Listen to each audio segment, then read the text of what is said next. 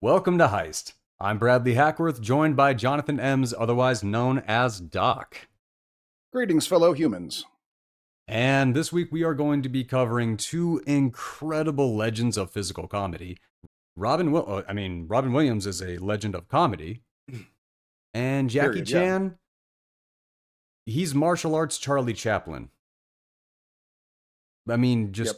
My God, he is. There's nobody better.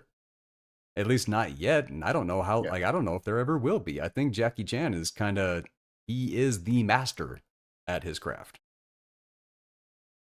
So, first one that we're going to be covering this week is going to be The World According to Garp. Oh, you And want to start with that? Oh, that makes sense. Yes. yeah, oh my God, I don't like the amount of movie in that movie. Oh my God. Yep. If this winds up being just the Garp episode, that might wind up happening because of how full this episode is, but I'm gonna aim for it. The last 5 minutes we go, and Legend Drunken Master that's fighting is cool. It was good. Yeah, The end. incredible. Some director drama, get into another time. Which Sure.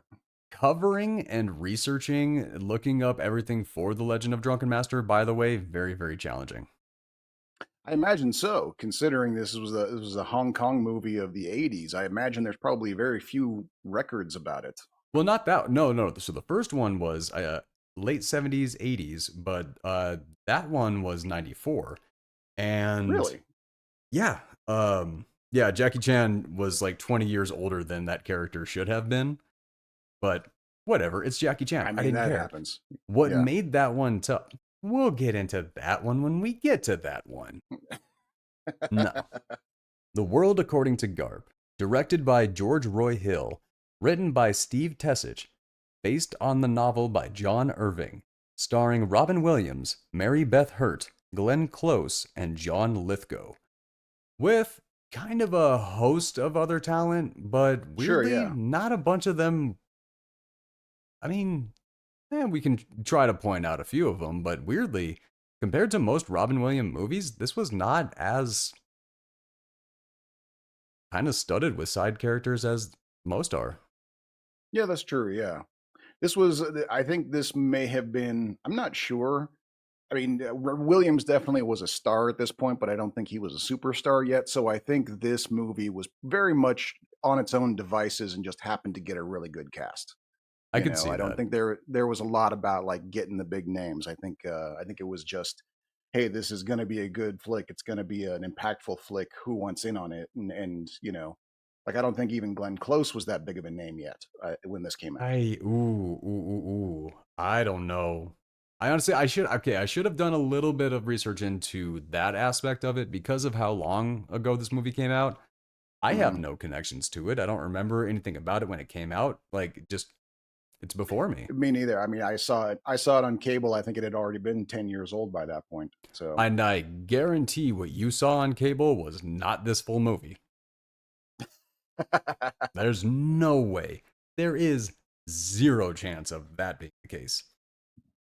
But, okay, why don't we just get right into this, man? all right, let's get into it. Opening on a bouncing baby boy in Dog's Harbor in 1944, and Glenn Close Literal actual as bouncing. Jenny. Literal, actual bouncing baby, and just, was that necessary? I I mean, mean, whatever. could you imagine being in the theater at, like, in the opening of this movie and everybody just kind of like, ooh, oh, no, That's the thing is I don't know if anybody really probably gave that big of a shit about it. I don't know. Like I said, I was not around back then, but I Yep. do know if that was in a movie theater these days, you would have 90% of the theater in total protest, either Yeah. acting like they're in protest because they're like, oh God, what if somebody sees me not protesting to what is Right. happening on Exactly. screen right now? Or they would actually be like protesting. Right. Yeah. So, yeah, I mean, times change, but the weird, crazy aspect of that is the fact that you say that nobody would be bothered by that, those are all the people. Like that age range, that demographic are like they're all the Save the Children people. Oh Like yeah, that I is know. that is That's their that's main one. But they had no, but like them as a generation had so much like child nudity in their films. It is the yeah. weirdest thing to me. You know where I I'm coming. mean, You see where I'm coming from, oh right? no, absolutely, yeah. And you know what? Overcompensation is a hell of a drug. What can I say? Oh God. Yeah, I got to give you that. That does make pretty much all of the sense. And we get the story of T.S. Garp Senior, hmm and Sort of, but not really. We don't get the real story until later. We just get his no, we name. get the story. The dad just doesn't hear it totally. Like it's there. She says all of it. The mom Uh, faints, and right, it's the right. dad's Okay. hearing aid that he can't totally hear it. Right, But yeah. for you Elden Ring fans out there, Garp's mom is a death maiden.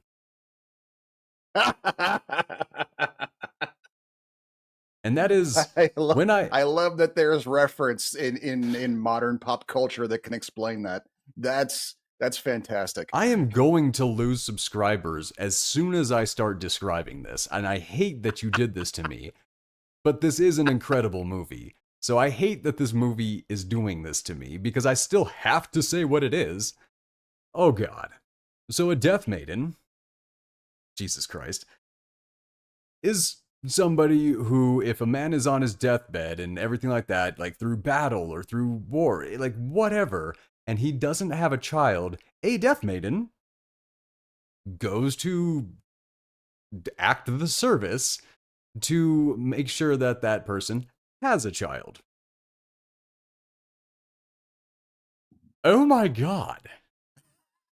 I don't have But enough. what but what's crazy Whoa. about it is the fact is that like for her is that her whole standing is that she wants to have a kid, but she doesn't want to be she has no interest in men outside of that. She doesn't want to get married, she doesn't want to be in a relationship. She doesn't even, as far as we can tell, she doesn't even particularly like the concept of sex entirely. No, like the Um whole movie, like lust is like she is the enemy of lust.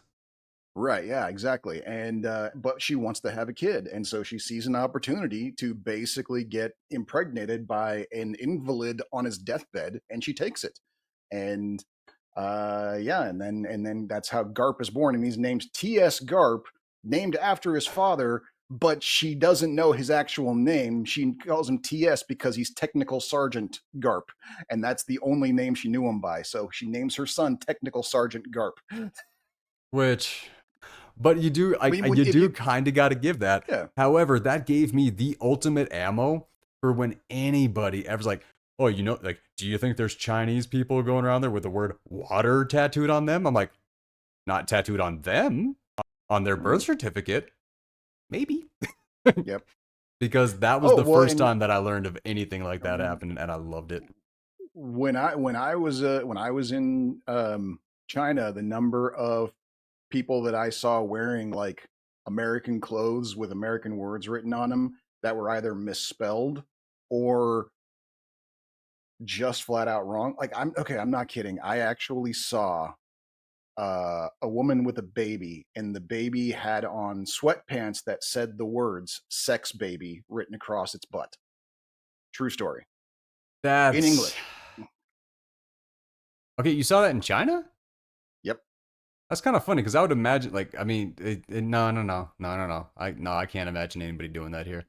I can imagine like some weird things, everything like that, like, but not that. That's Right.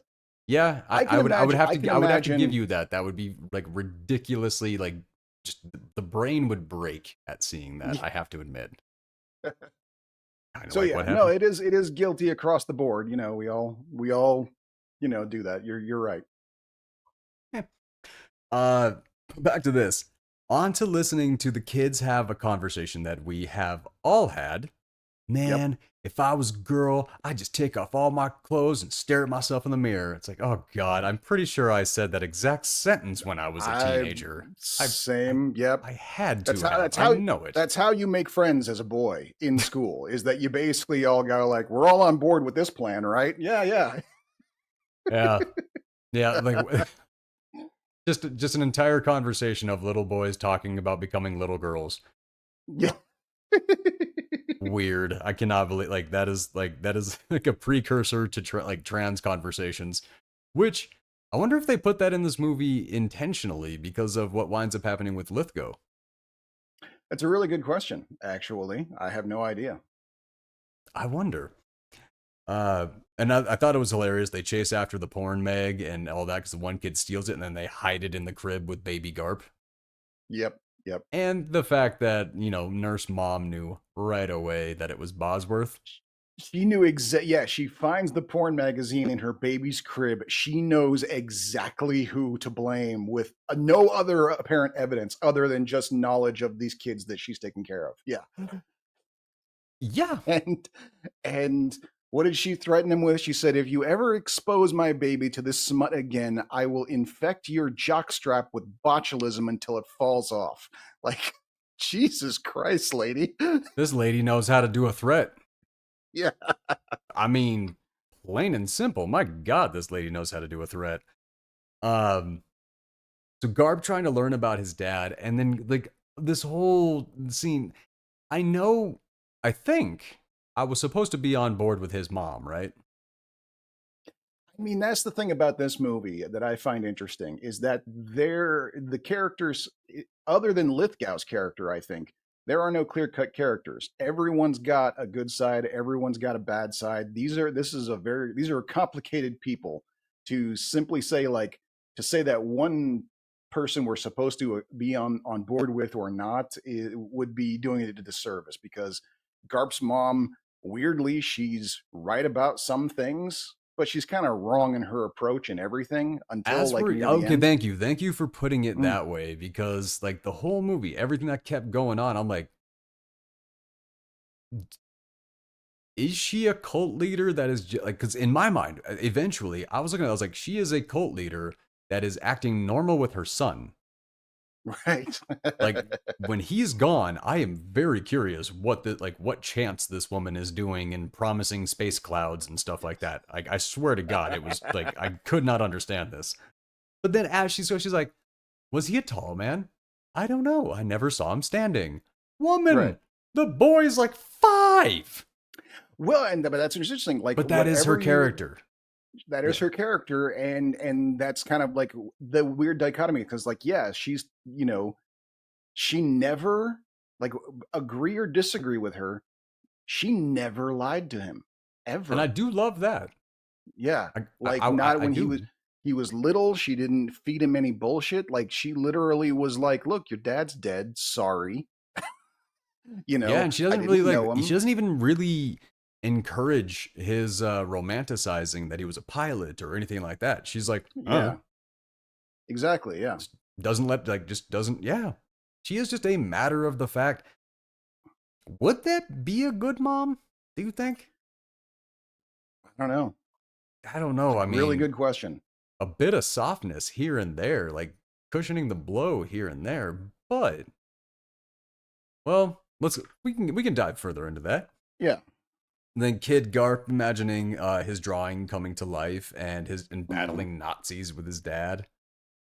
I thought that was I had a lot of fun. You could instantly see how much heart this film has. Right. And then crossing over into the kinds of things that come up in movies that, yes, prompt a lot of memories in a lot of us. Not all of us. A lot of them. Yes. The a well enough number of us for it to matter. There you go. Okay, there you go. Because hanging out with the neighbor kid, same age as him. Let's be clear about this. And she's like, I know how to make a baby. Do you? It's like, yeah, of course. How do you? You don't even have a dad. And I'm like, ouch. Oh, yeah. And that then whole. But this whole scene. Go ahead. Go ahead. No, I mean, no, you're right. This thing is the awkward painfulness of the whole thing because it's first of all, yeah, she's like, how would you know you don't have a dad? And you're just right away, you're just punch her. What did she say that to you for? Why are you hanging out with this bitch? You're 6 years old. Yeah. Go ahead and punch her. Those are sandbox fights. Yeah. Those don't count yet. You could do better anyway. But then on top of that, when she starts going into the whole pantomime of how how babies are made, basically like telling on her parents, and you're just like 100%. huh, Okay, huh. but let's be very clear here. She's like, okay, so having a baby starts like this. You have to like nudge me, and I have to have a headache. Right, I'm yes, like, oh I my have a God. headache.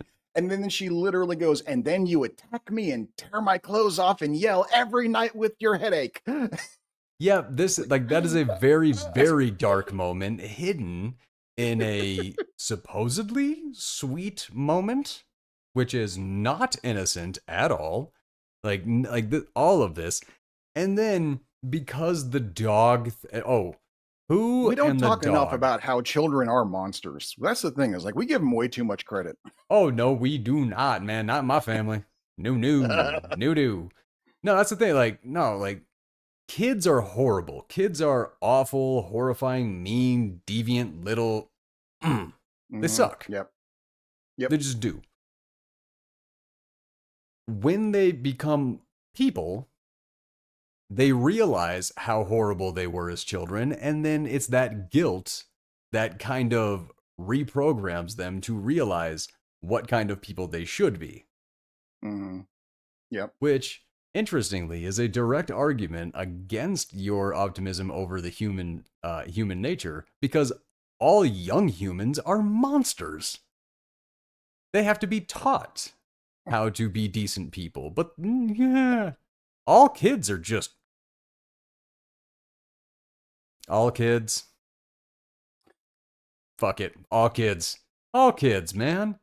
Yeah, not my kids. I mean, that was kind of that was, no, seriously. I mean, that was one of those things. I didn't start truly hating kids until after I had my kids, and I saw how effortless it was for them to be nice people. And I'm looking at my friends' kids going like, how did you fuck that up? Like, look at I didn't do anything. Look at how nice mine is. I literally did nothing. What the fuck Okay, did you all do right. to I make that? have met your children. I have spent some time with them, and I will give you that. They are a bit different. They are I don't know how to describe them. How would I describe your kids? Aloof? They're a little aloof for sure. Yep. That's probably I They think keep to themselves. Yeah. because there's not a bad way to describe your kids. Like, because what I'm trying to describe is not a bad thing in any way. I just very, very different from me, and very, very different Mm, from you. yeah. Yeah. So yeah, kind of yeah. I do like your kids though. They're both pretty cool. Yeah. I think so too. Definitely some of the better ones that I have met. Mm. They're definitely, but like I said, I didn't start hating kids until I had them, and now I'm like, all these other kids are monsters. I literally, I'm not kidding. I did nothing. They just turned out that way all on their own. And yeah, so if your kid's an asshole, it's your fault somehow. Sorry, because the guy who did nothing got perfect kids. So Well, yeah, but the fact that you got perfect kids, that ain't exactly your fault either. I mean, they just kind of like maybe people just wind up how they're gonna wind up. that's probably true. Yes, yeah, there probably is something to I that. mean, you kind of take a look at. Well, nah, we'll go further into the movie. All right. When that dog attacks, though, that Yeah, was getting me. Like they did a good job of making that look legit. yeah, they really did. That dog like grabbed onto that kid's shoulder and was holding on while the kid was flailing around. So yeah, I don't know how they did that scene, but it was freaking impressive. Yeah. I will definitely get that. And then her And dad comes in. Oh, that's our introduction to Pooh, by the way. that is our The introduction into Pooh and Cushy. Cushy, yes. Cushy's the girl he's doing the play around with. Pooh is her sister, who right off the bat is creepy. We can't tell what her thing is. She just seems to like fucking with her sister and Garp especially. And that's the Oh first yeah, she's instance of got a that hate happening. on for Garp. Like Yeah. she really does. And I guess like depending on how you want to look at this, that is Chekhov's Pooh.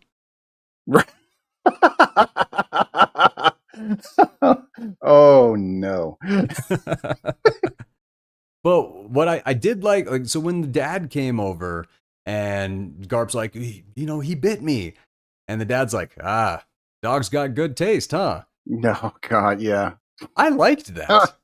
I thought like if you get bit by a dog or something like that, honestly, I think that is a fantastic reaction. That is a good joke. Like he didn't Yeah, come across as like disinterested or anything. He's like, okay, your mom's a nurse, go run off, she'll fix you up. Like he joked a little bit with it, and he didn't yell at the kid. He didn't anything. No, I thought that was a good it was reaction. it was a decent reaction. Yeah, I mean, it was still kind of like he kind of got the injustice of it because he like straight off the bat accused him of bothering the dog and getting himself bit. That was where it was just kind of like, hey, man, but yeah, like trying to like helping the kid kind of cope with it by going like, hey, it could be worse, and hey, and all that sort of stuff. Yeah, it's a good way. And then also just instead of just sending the kid off and go like, go see your mom, she's a nurse. Maybe take the kid, walk the kid home, let him, that sort of thing. It, If you got there a was a broken bit of a limb, sure, there but was a a, little blood. Ah. This was the 50s, but it's man. okay. That's a good point. That is a good point. Yeah, but yeah, But it still felt a little. It still felt a little. So here's like where I'm yeah, gonna it was a bite better back. reaction than most. All right, Here's where I'm gonna bite back on this a little bit. Because I am a dog owner. Love my dogs. right. Okay. If anybody wound up like in my yard or something like that and my dog like had just attacked them, I know my dogs well enough to go, "What did you do?" That's okay. You know what? You have a really good point there. Thank Yeah. you. Yeah. That's Okay. what I say. Like I was looking at that guy's perspective from like my own. I didn't really see anything wrong with that. But when the mom comes over later and she's like, "I will kill your dog," and I'm like, okay, I don't really see much wrong with her response either. This is a shitty situation. Yeah. Yep. Well, That like I is like said, sometimes everybody in that's this just what movie, happens. yeah, there's no real good guys or bad guys, except for Lithgow's character is the only one that seems to be a straight through good guy in the whole thing. Agree. Everybody else has their moments. And the dean. The dean Oh was yeah, the dean. nothing but a well-intentioned character. That's true. That is very true. Yes, bit of a buffoon, but certainly well intentioned the whole way through. That is true. Having him go to the funeral with Alzheimer's or dementia, whatever, that was perfect. I love that so much. But back to the beginning of the movie, uh, he's about to be forced to play basketball, and mom won't let him near Cushy. And then when Garp finds wrestling and then follows that wrestler into that literal locker room talk. Right, yeah, and that's interesting too because what attracts him to wrestling is the headgear they wear looks like the headgear he imagined his father wears as a pilot, and that's what draws him to wrestling. Which, what a detail. Yeah, That right. is a And fantastic that little is detail to catch on and to. it's very like through the child's eyes. Like I can remember as a kid making weird connections like that the same way. And it's kind of like you don't do enough service to that in your storytelling with kids sometimes. I will agree with that. Um, I did like that moment when the coach got caught joking like the boys, and then he sees the nurse and he's like, "Jenny," just kind of he's like just kind of shrinks in and he kind of like laughing to himself. That felt like such an actual, genuine, real moment. That didn't even feel filmed. It Like that was was, weird, yeah, because it all yep, came off so naturally. It was almost like you wondered if it was an outtake or something. Like, yeah, it was a weirdly natural moment. that was very, very good. I really loved that. And then that whole sequence where Garp is up on the roof and he's like Yep. acting like he's a pilot and all this. And then his mom like wakes up hearing that he's on the roof and can't find him. But then he like almost falls off the roof and my god the way she catches him. That was Mhm. great. No, I yeah, watched that a yeah. few times. That was amazing. And then so Garp is falling off the roof, and then Glenn Close grabs him by like his foot or his His hand or ankle. She something. grabs him by the ankle. Okay, yeah, she grabs him by the ankle, and he flips upside down, and she just like super mom badass catches him, which awesome. Yep. And the dean has part of the roof falls down and just conks him, and he's like, "Ah, did you see? Right. I caught the boy just like that." And that was everyone just yeah. lets him think that. No one corrects him. They're just like, Forever. he means well. Yeah, you're like, he means well. Let Like him have it. apparently, you know what? We never really saw the dean after until the funeral. What if that thing falling on him gave him brain damage and he actually believed that the rest of his life? What if that was his last day as a dean? That's a really good question. Yeah. They never cleared that up, but I kind of hope that's the case. That makes it even a little bit better. But it's the next scene though. It's like when she's got the dean in the nurse's office, she's patching up the wound on his head that he just got. Fantastic scene. That she actually, that's the first time she actually tells the whole story of how she met Garp's dad and the conception and everything. And the kid is like, "Oh, I finally get to hear about it," and the dean is beside himself. He leaves the room ending with, "You know what? I never heard this." And go because he's floored and appalled. 100%. He straight up says, he's like, You raped a dying man? He's not wrong. Yeah. Like he's like, I gotta get out of here. This is messed up. What if I die? Like, I don't know what is going through his head. But like, interestingly, right before that, she's like, oh, like she's talking about lust and she's like really slamming it. She's like, but it's nice I can talk to you about this, Dean. You're past all that lust stuff. Right. And he's like, no, I'm what? My good woman. I'm still a man. I'm alive. his what might be the bet. Like that was my first real big laugh for this movie. Like that got me big. They go to her father's funeral, and then he says, "Well, now you don't have a father either." And they decide to go for a swim, and that's their first moment. That's kind of watch out for the undertow. Yeah. Yep. And he goes for that. He goes for a swim, and then he turns into Robin Williams. And it took a good bit of time before we got our Robin Williams, but I really appreciated the opening sequences for this film. Oh, sure, yeah. I mean, not the official opening sequence. That was a little bit awkward, but and I think that's what makes this movie kind of different than most. Like, because like I said when I told you about it last week, was that it's almost like it's a biopic. It spans an entire lifetime, and it does kind of like throw you off sometimes because they will jump many years in the future without any indication. It isn't until we notice that the kids are older or something like that, and that then they've gotten married, that that there are kids, that they've got there was no title card 4 years later. There was none of that stuff in this. We got 1944 and Dog Harbor, and that was pretty much it. Yep. Which, God, what a beautiful house. Yeah. Yep. But I'm pretty sure I've seen that house on a lot of shows and in a lot of movies.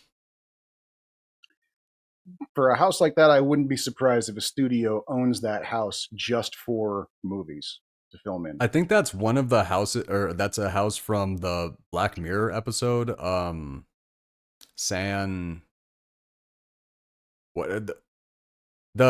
Black Mirror episode where dying people like transfer over into like this in between, into it like San Bernardino or something like that. Yeah, I know what you're talking. I remember that one. Yeah. I think that house was in that episode. I only saw that episode once, so I don't remember. Fair. A lot of that, like most of Black Mirror, it's kind of it's hard. That show is heavy, beyond heavy. Rewatching that is, no, not such a big thing. I just watched it a couple months ago, which is why I think so many of these things are fresh in my mind. Okay. Now I have Love, Death, and Robots being pushed onto me, but man, those episodes are so short. It's just not even. It's not that fun to get into. I like to get into stuff. Sure, I feel you. Yeah. 12-minute episode. That doesn't feel right. But they are funny. I will give you that. The explanation for TS. Terribly sexy Robin Williams. Right. I thought that was good. What is the T? Yeah. Like it stands for terribly sexy. It used to stand for terribly shy, but I've changed. And then, like, as it goes to the future, like, it goes so terribly shy to terribly sexy to terribly sad. Yes. And, like, basically, that is his core personality points through a lot of this film. Like, that Yeah. was kind of reductive, but also on the nose at the same time. Oh my God, when his mom catches him making eyes at Mary Beth Hurt as Oh Helen yes. Holm. Oh my God. Because I like that. Because you see, like, you cut to that, and then like once you cut right over to his mom, you just see this. She is I know that was great. That that was was an awesome cut where incredible, you just have the stern Glenn Close eyes just I'm gonna and they'll get you. Oh, they Yep. definitely were effective. I felt it. Uh, then Cushy returns, and man, like you just why it had to happen. I feel like this was included specifically for Pooh. Probably, yes. There probably was about reestablishing, who Pooh is and basically making her because Pooh never says anything. She's an appearance, but she has a very specific appearance that we needed to be familiar with for when she shows up.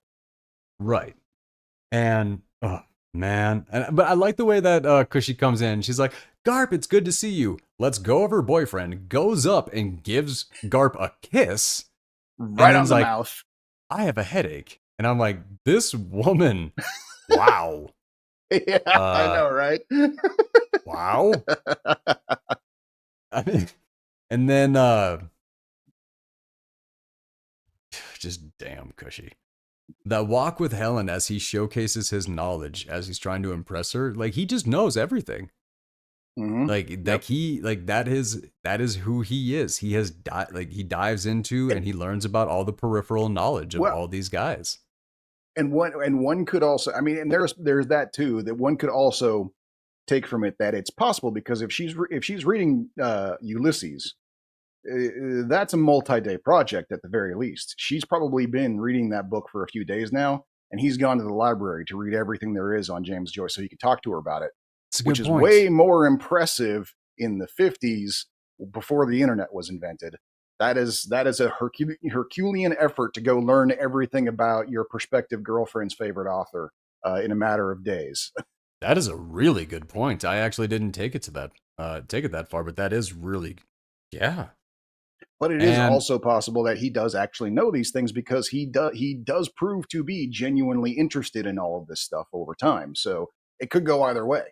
it seems like he may have been like looking to be a writer anyway because he got right to it, and apparently his story was really good. Yeah. Yep. Magic Loves, which when sorry, we'll get there. Typing into the night, and his mom is mad that it's about her story, which becomes wildly ironic later in the film. Yep. And fooling with Cushy, and that's the thing, Robin Williams and Cushy, like Garp and Cushy, they're fooling around, all that. Apparently, it's something that they've been doing for a long time. And who is cucked? What do you want to Like call it's this? Like, she's a voyeur. Like, she's definitely, like, she she yeah is she's not, like, my she is God, she's a terrible into character. I'm sorry, wait a minute. for You some say there reason. are no bad characters in this movie? I'm sorry. Who is a horrible Okay, person? okay, fair. That is fair. But yes, but it's weird. We don't know her story because her main focus seems to be. It starts off. It's like she's for some reason we don't know if she's jealous of her sister or just hates her or what. But it's like her main focus at first appears to be her sister because both times that we see her fucking with Garp, it's when Garp is with her sister. So it isn't until way later on that she's fucking with just Garp. It seems to be some sort of familial sibling rivalry almost like you're almost thinking like does Pooh have a thing for Garp and she's just this is just how she's lashing out that he's with her sister instead of her. We don't know. Or does she just hate her sister so much she doesn't want to see her, she's just fucking with her while Garp happens to be there. But Where yeah, I do, I can literally see it being either one of those, and the movie doesn't explain any of that. The only no, it just thing seems that like there's really a running bothers me theme. about Pooh's character is it's funny. Like, oh man, I got to stop slamming Portland as much as I do on this because, like, I got a lot of love for the city. But who is the character that, like, if you describe this person, your average feminist that I came across in Portland would go to the defense of Pooh. Like, Oh, oh, sure, you yeah. don't know her story, you don't know this, you don't know this. Is like, she's evil. I don't care why. Like, honestly, let a jury decide why. Like, that is not like, oh my God. When you go out of your way to defend the most deplorable of people, you don't look much better. No, And that's like true. No, that's true. and this and here, I'm gonna lose all of my subscribers on this one. It goes all the way across the board. The people defending Trump, the people defending women who go around drugging men and raping them, like essaying them and stealing from them and all of that, because it's, hey, it's a woman finally doing it. No, no, no, no. If you are rooting for the activity, does not matter where it's coming from, that is horrible. Yeah. And I like, that has been my opinion on this literally forever. And as I have traveled this world and this country, I have met so many people like, well, yeah, but you got to understand, like, you can root for them because of what they've been through. It's like, until what point? That's kind of the thing. Like, they're tough, they're strong, rooting for them. They're tough, they're strong, they beat their husbands. I'm not rooting for them anymore. No, Like, yeah. there's a line. And No, just yeah. because, like, and that's the thing, like, I've been seeing all across the board, there's like, I have yet to meet a demographic of people who is excluded from that. Everybody does it. For me, it's Michael Jackson. I like the art, the music, everything about it Oh, absolutely surpasses every single thing that I ever heard that he did, may have done.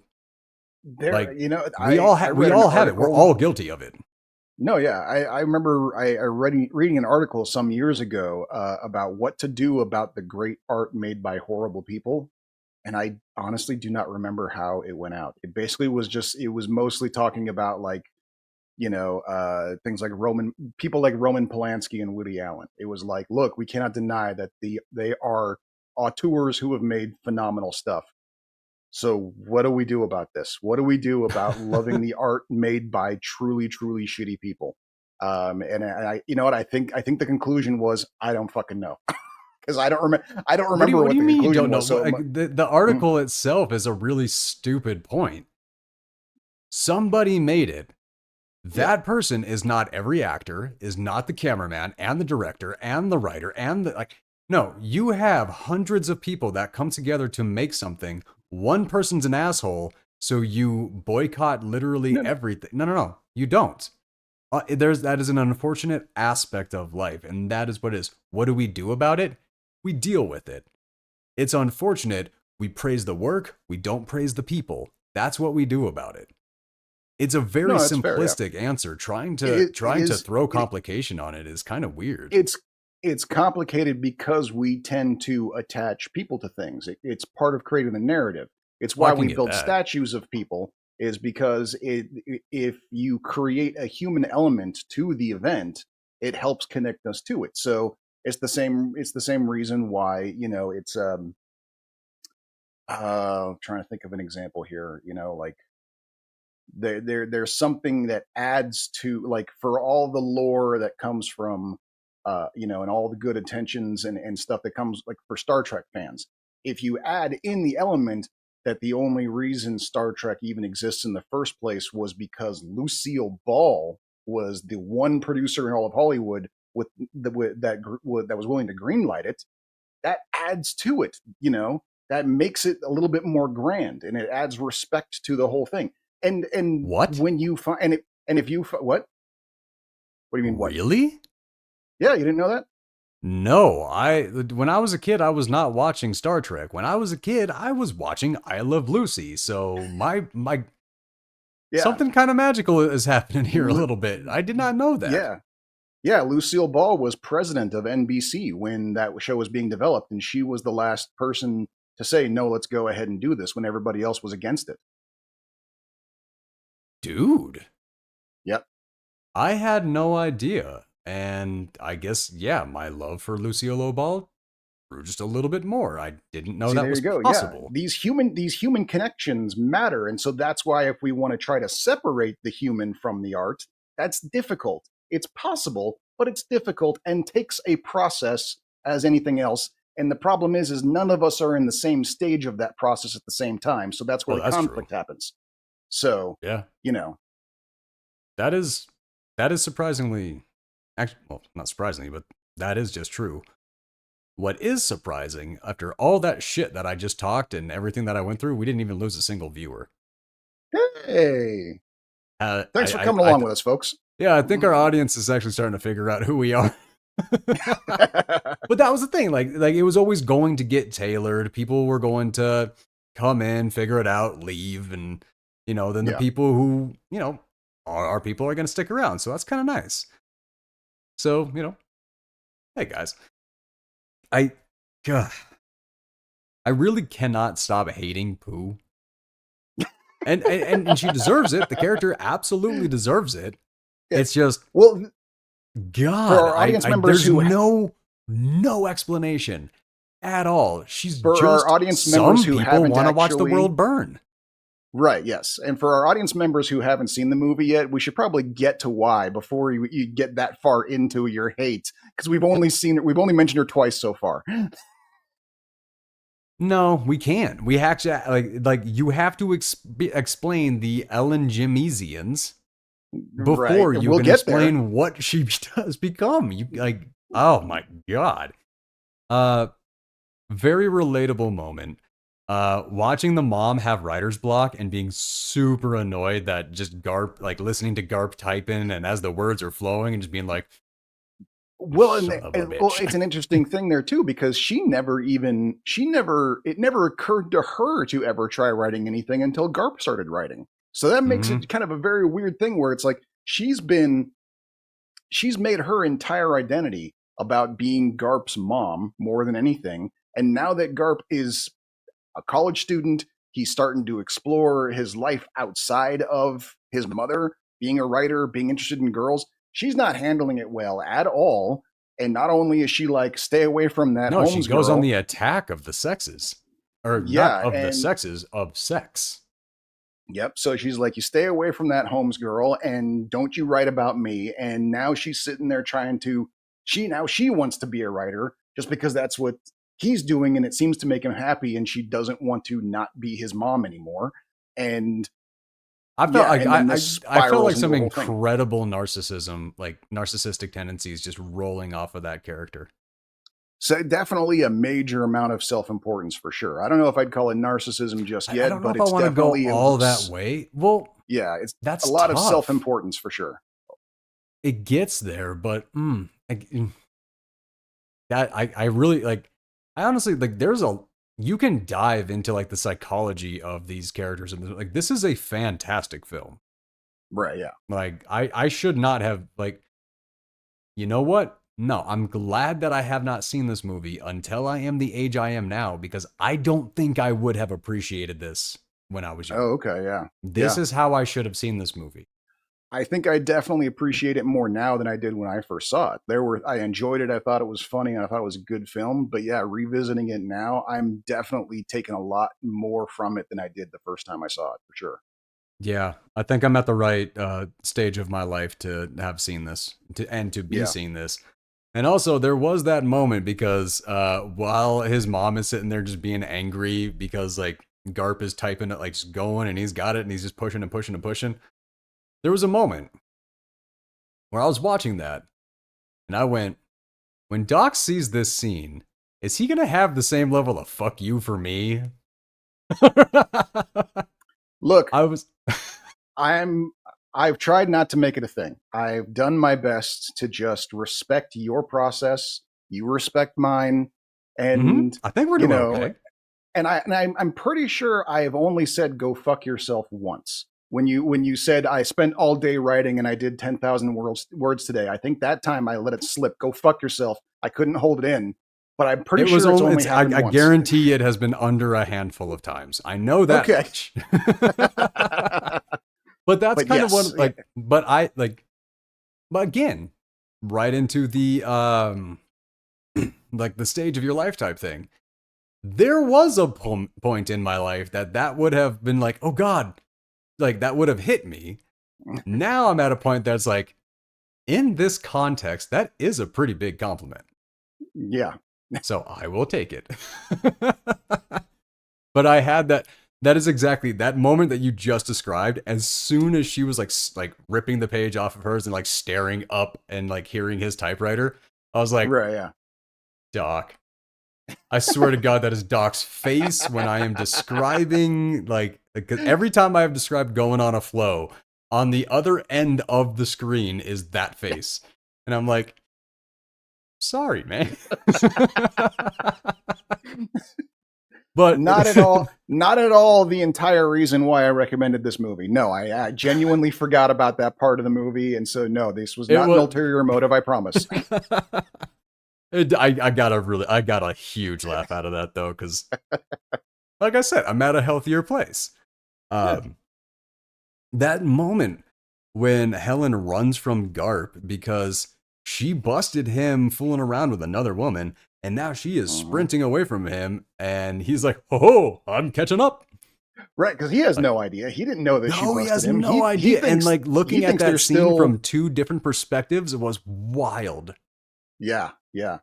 Because she's like, creep, get away from me. She's running, and he's like, oh, we're playing a game, and he starts just chasing after her. We're like, hey, lady, like, oh man, this is awkward. A little bit.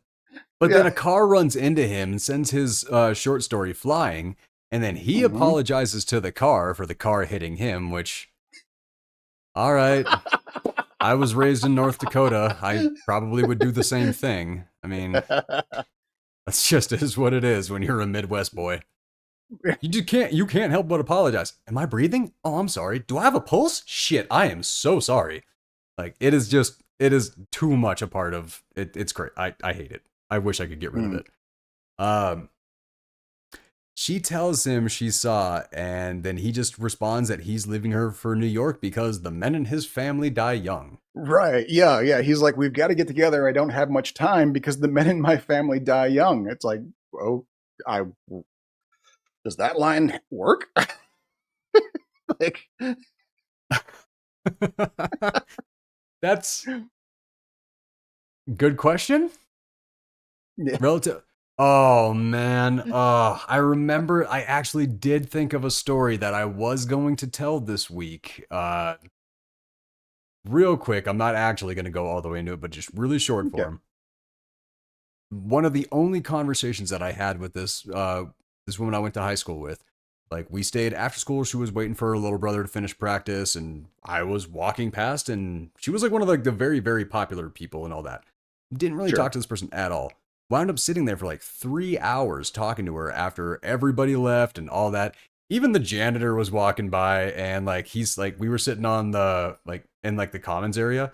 He walks by and he turns the lights off. I turn around, look at him. He's like, I'm like, damn, buddy. But in that conversation, we were talking about how I had just joined the army. About a year later, I get back from base training. I get my marching orders and all that, and we wind up at the same party. First thing that comes out of my mouth, I'm deploying. Every single dude around me was like, "That's a hell of a pickup line," and I'm like, "No." Because like the only real conversation that me and this woman ever had was about the fact that I had just joined the army and how fast I might deploy. And when I saw her, I flashed right back to that. And there's not a person on this planet that would not believe that I was not trying to pick this woman up with saying that. But that just was not what was happening. I'm just an awkward shit. Well, I already told you about the time that, like, I got picked up in a bar, immediately after mentioning that I'm leaving for China in a couple of months, There was that. I do remember that. Yeah. I mean, things happen. Yeah. Biting off Bonker's ear, though. Oh, right. Yes. I was going to say, I think the interesting thing about that is as soon as it's the safety. It's the knowing that you're not going to be around to make their life miserable is what makes you sexier. Like that's Like that, I think that's a surprisingly large amount where women will look at you and go, he seems okay, but do I want to deal with this forever? And if they know that it's not going to be forever, it's going to be like a month or so at most, they'll be like, I can take a chance on that. I think that You offers a just safety net. generalize that on women, but I think you should just go ahead and apply that to people. No, you're not wrong. You got a good point there. Yeah. That fight that Robin Williams has with Bonkers, and then he Right, bites his ear off. Mhm. Oh man! And then the angry dog owner comes over. There's blood everywhere. Like, oh, this dog won't come out. And I was like, Garp bit Bonkers, and then shuts the Yep. window. And I'm sorry, even as a dog owner, the hell am I gonna say to that?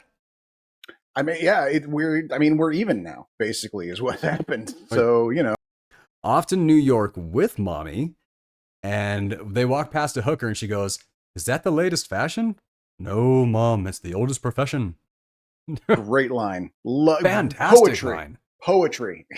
That was absolutely amazing. And And the this mom wants to this learn was about lust from Swoosie Kurtz. I did not recognize her at all. neither did I I. never Yeah. knew her before she was like the Swoosie Kurtz that I grew up with. Mhm. There's not a wrinkle on that woman. No, yeah. No, I did not And that recognize her at all. no, me neither. Yeah. Oh my God, Especially that was under, I mean, wild. she's under a lot of, poor makeup, so it was tough to kind of recognize her. It shouldn't be, because every character she's ever played since then is constantly covered under a bunch of horror makeup. Oh, that's true. That is very true. Yes. She Like, does kind of she do is that. Yeah. absolutely dynamite and hilarious in that role, and she has made a very prolific career off of doing that. And she's great in this one too. I mean, she doesn't have a big role in this one, but it is a memorable one. No, she's only in it like 3 times, I think. yeah, like she shows, and yeah, and Garp's mom is all like, "I'll give you $20 and I'll buy you coffee. I just want to ask you some questions about this." And she's very matter of fact. And I think that's the delicious irony of this character is the fact that she is anti-sex but pro-sex worker. I don't think she's anti-sex. She's She anti-sex with seems to. men. They don't really differentiate with her in this one. She's I pretty don't know about that. okay. I mean, all the it's lesbian, certainly like every insinuated. like there were a lot of discussion over lesbian communities really being about her. So why would the lesbian community be about her if like it was straight up? I mean, it wasn't just But we're feminists. It wasn't just feminists. It was the lesbian community as well. yeah. So if there was a specific community about who you have sex with and not about not having sex, and she wasn't like, because she said she tried to stop the Ellen Jamesians. Right. Am I saying that right? Jamesians, I think it was Ellen Jamesians. Jamesians. Yeah. Ugh, what a dumb thing. Oof, That is that's probably that is that's too probably connected to the the real hardest world. part. Yeah, that is probably the hardest part of this whole movie is the Ellen Jamesian bit. Yeah. Yeah, I gotta say. But then, like, so that whole conversation that he has with him, his mom, and the hooker, and then she's like, "Well, here's $20. You guys go do whatever you would like to do." He pays. She pays for her buys son's a hooker hooker. for her son. And then, like, they're like, "Oh my God, this is the most horrible, awkward thing ever." And then she leaves, and they're like, "Oh, without her gone, it's not so awkward anymore." Is there a little eyes, a little smile, And they do. Like, she's like, "Your mother's weird." You could say that. Yeah. I gotta stop. I am trying so hard to do Robin's voice, and that's just, I gotta stop. Because like Kelly and I were even talking about this. Any movie with Robin Williams now hurts 10 times more than it should. Yeah. Like, it just there's like, I used to be able to do his voice a little bit because practicing his voices is what I was doing when I was a kid to be a voice actor. Every voice that Robin Williams did, I practiced. So I have stumbled my way into being able to do his voice. It does not make me feel good anymore. You know what I mean?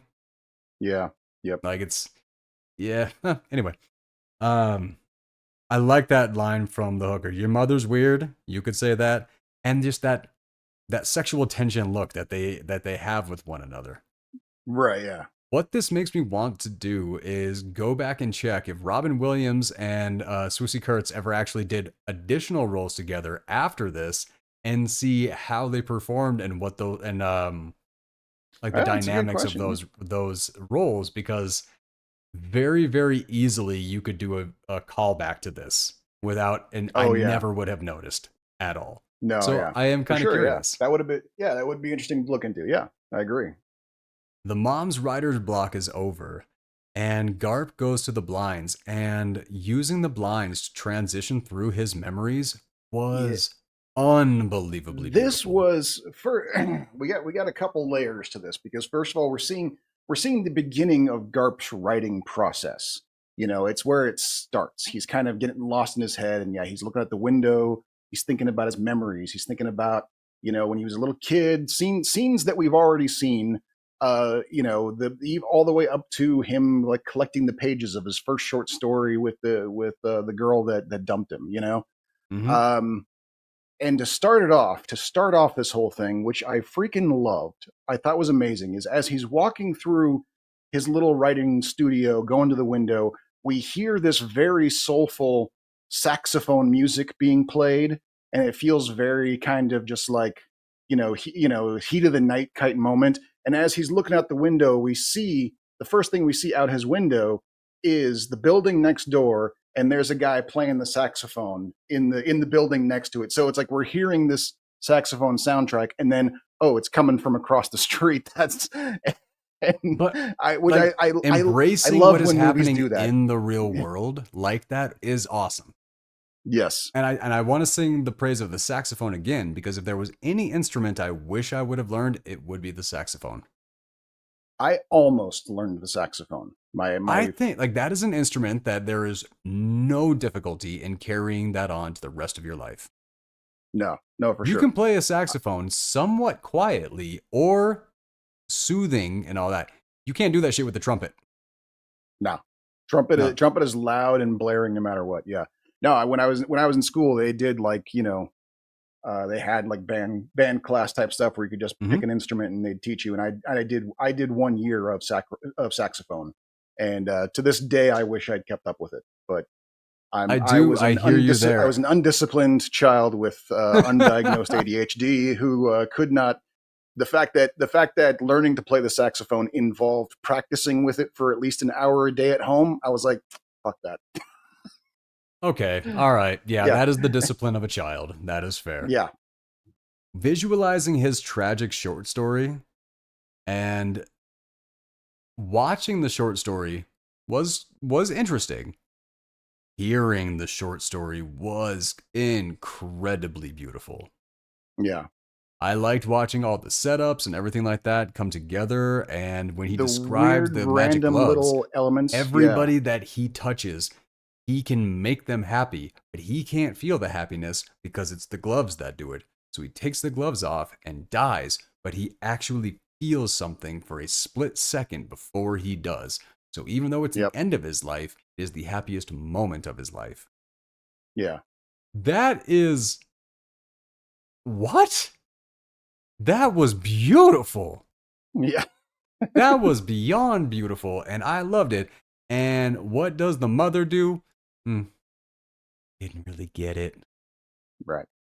He just explained it to you, lady. Comment on it. Well, no, it was no. It was the other way around. That's the thing. Is like she read it and she was like, "It's fine. It's adequate. Yeah, I didn't really get it." And he goes like, "No, it's about this." And he tells her that part how he can't touch anybody. And then she goes, "Oh well, if that's what it's about, then I like it." And then she leaves because she's got her because while he's been writing this short story, she's taken her conversation with the hooker and turned it into like this big of a manuscript, and she's on her way to a publisher right now.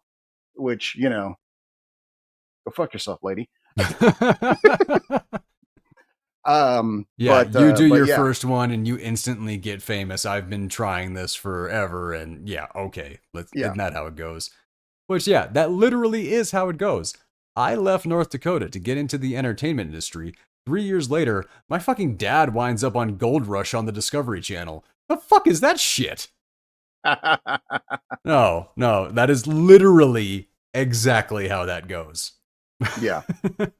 I still can't believe that actually is something I get to say. That is, come on, man. So we already did that. Oh, so he grabs his story as well when they go off to meet the publisher. And she's like, and grab the typewriter. We'll return that. I'm like, oh. Right. She's done now. Yeah. She doesn't need Yeah. her typewriter anymore. She's done. She's No, she sat down, did her work, and now she can return it. She doesn't need it anymore. Just, my God. Like, come on. And I love that, like, meeting with the publisher, and it ends with him just, like, looking down at the manuscript going, oh my God. Yeah, I think he gets, I think he very quickly got to the part about how her son was conceived, and he's like, oh shit, I gotta publish this. I'm thinking so, because he even says, your mom is not a writer. Like, this is, like, it's not a story. This is not, like, this is dangerous. Like, he mentions it right away. Like, you are a perfectly fine writer. You are a good writer. Yep. Your mom is not a writer. She is a cult. And dude, that is exactly what happens. Helen reads Garp's story and is absolutely destroyed. And I have to say, that is the most relatable moment in this entire movie. Dude, yes. When she finishes reading it and Doc. she says, I'm so sad. And he jumps up and goes, yes, and does a dance. He's like, you're sad. You're devastated. That is exactly. I'm sorry, but as when you're writing something, if you get emotions from the reader, it doesn't matter which one. You got one. Yeah, like that. Exactly. Yes. When my wife read part of my story, and then when she came out, off the computer, looked at me and went, "I'm turning my phone on. I'm putting my headphones in, and I don't want to talk to you for a while because I killed her favorite character."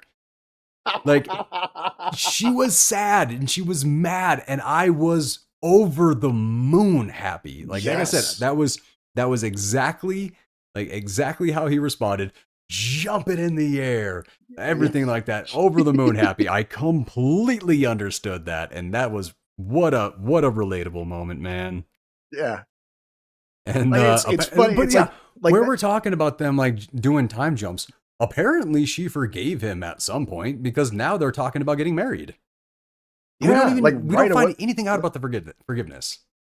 Yeah, well, and that's not the first time that it happens in this movie. We see a lot of their relationship go by really, really fast. So like this is the first time we've seen her since she told him to basically go fuck himself over the other girl, and now she's reading it and she's like, "Yes, I love it," and he goes, "You did say that you wanted to marry a writer," and she goes, "Yes, I did," and so like right off, like, let's get married, like, and so we don't know how much time has passed since then, or what their interactions have been, but apparently either they've been doing a lot of work for a couple of years to get there, or his story really was just that good. I mean, I don't know, man. Like, maybe it was that. I thought it was that good. I loved it. That when he gave the explanation to his mom, I was like, I didn't catch that, and I want to read that story. Yeah, well, I mean, it doesn't really explain. I mean, that's kind of like why his explanation works, is because we don't see it. We only see the elements of it. We see the elements of where he got the story when he finds the gloves up on the ground and stuff like that. And then we see kind of the action sequence of the of what his story is, but we don't get the narrative until he tells it to his mom.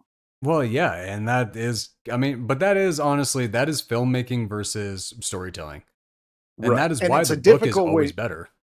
Yeah, and it's difficult to combine these things, and I think that's kind of why it's impressive how they made it work in this sequence, how they were able to both show us the story and tell us the story at the same time. But this is what we were talking about. Okay, so this is where the hooker returns for the first time. She's like, "Oh, it's nice to see you again." She's like, "Am I in your book?" And she's like, "In a way." And that was, I'm not gonna lie, the writer in me went, "Ooh, what? That is the right way to literally, for anybody who ever asked that question, anything like that, to be like, hey man, Yeah. like we've been friends for all these years. Am I in your book? Just say in a way, because how is that not true? Right. Yeah, exactly. Like if you've been my friend for 20 years, there's no chance that I can write a 300 page book and one of our inside jokes not be somewhere on that page. Of course. Exactly. So Yes. no, that But literally is the correct answer pretty much across the board.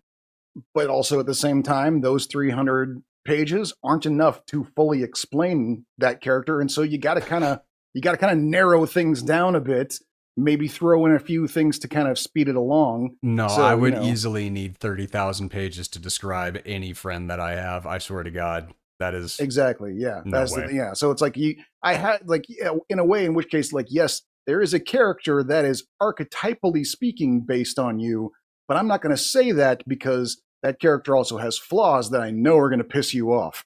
Oh, good call. That is a good point. But this was like we were talking about like your mom's not a writer, she's a cult.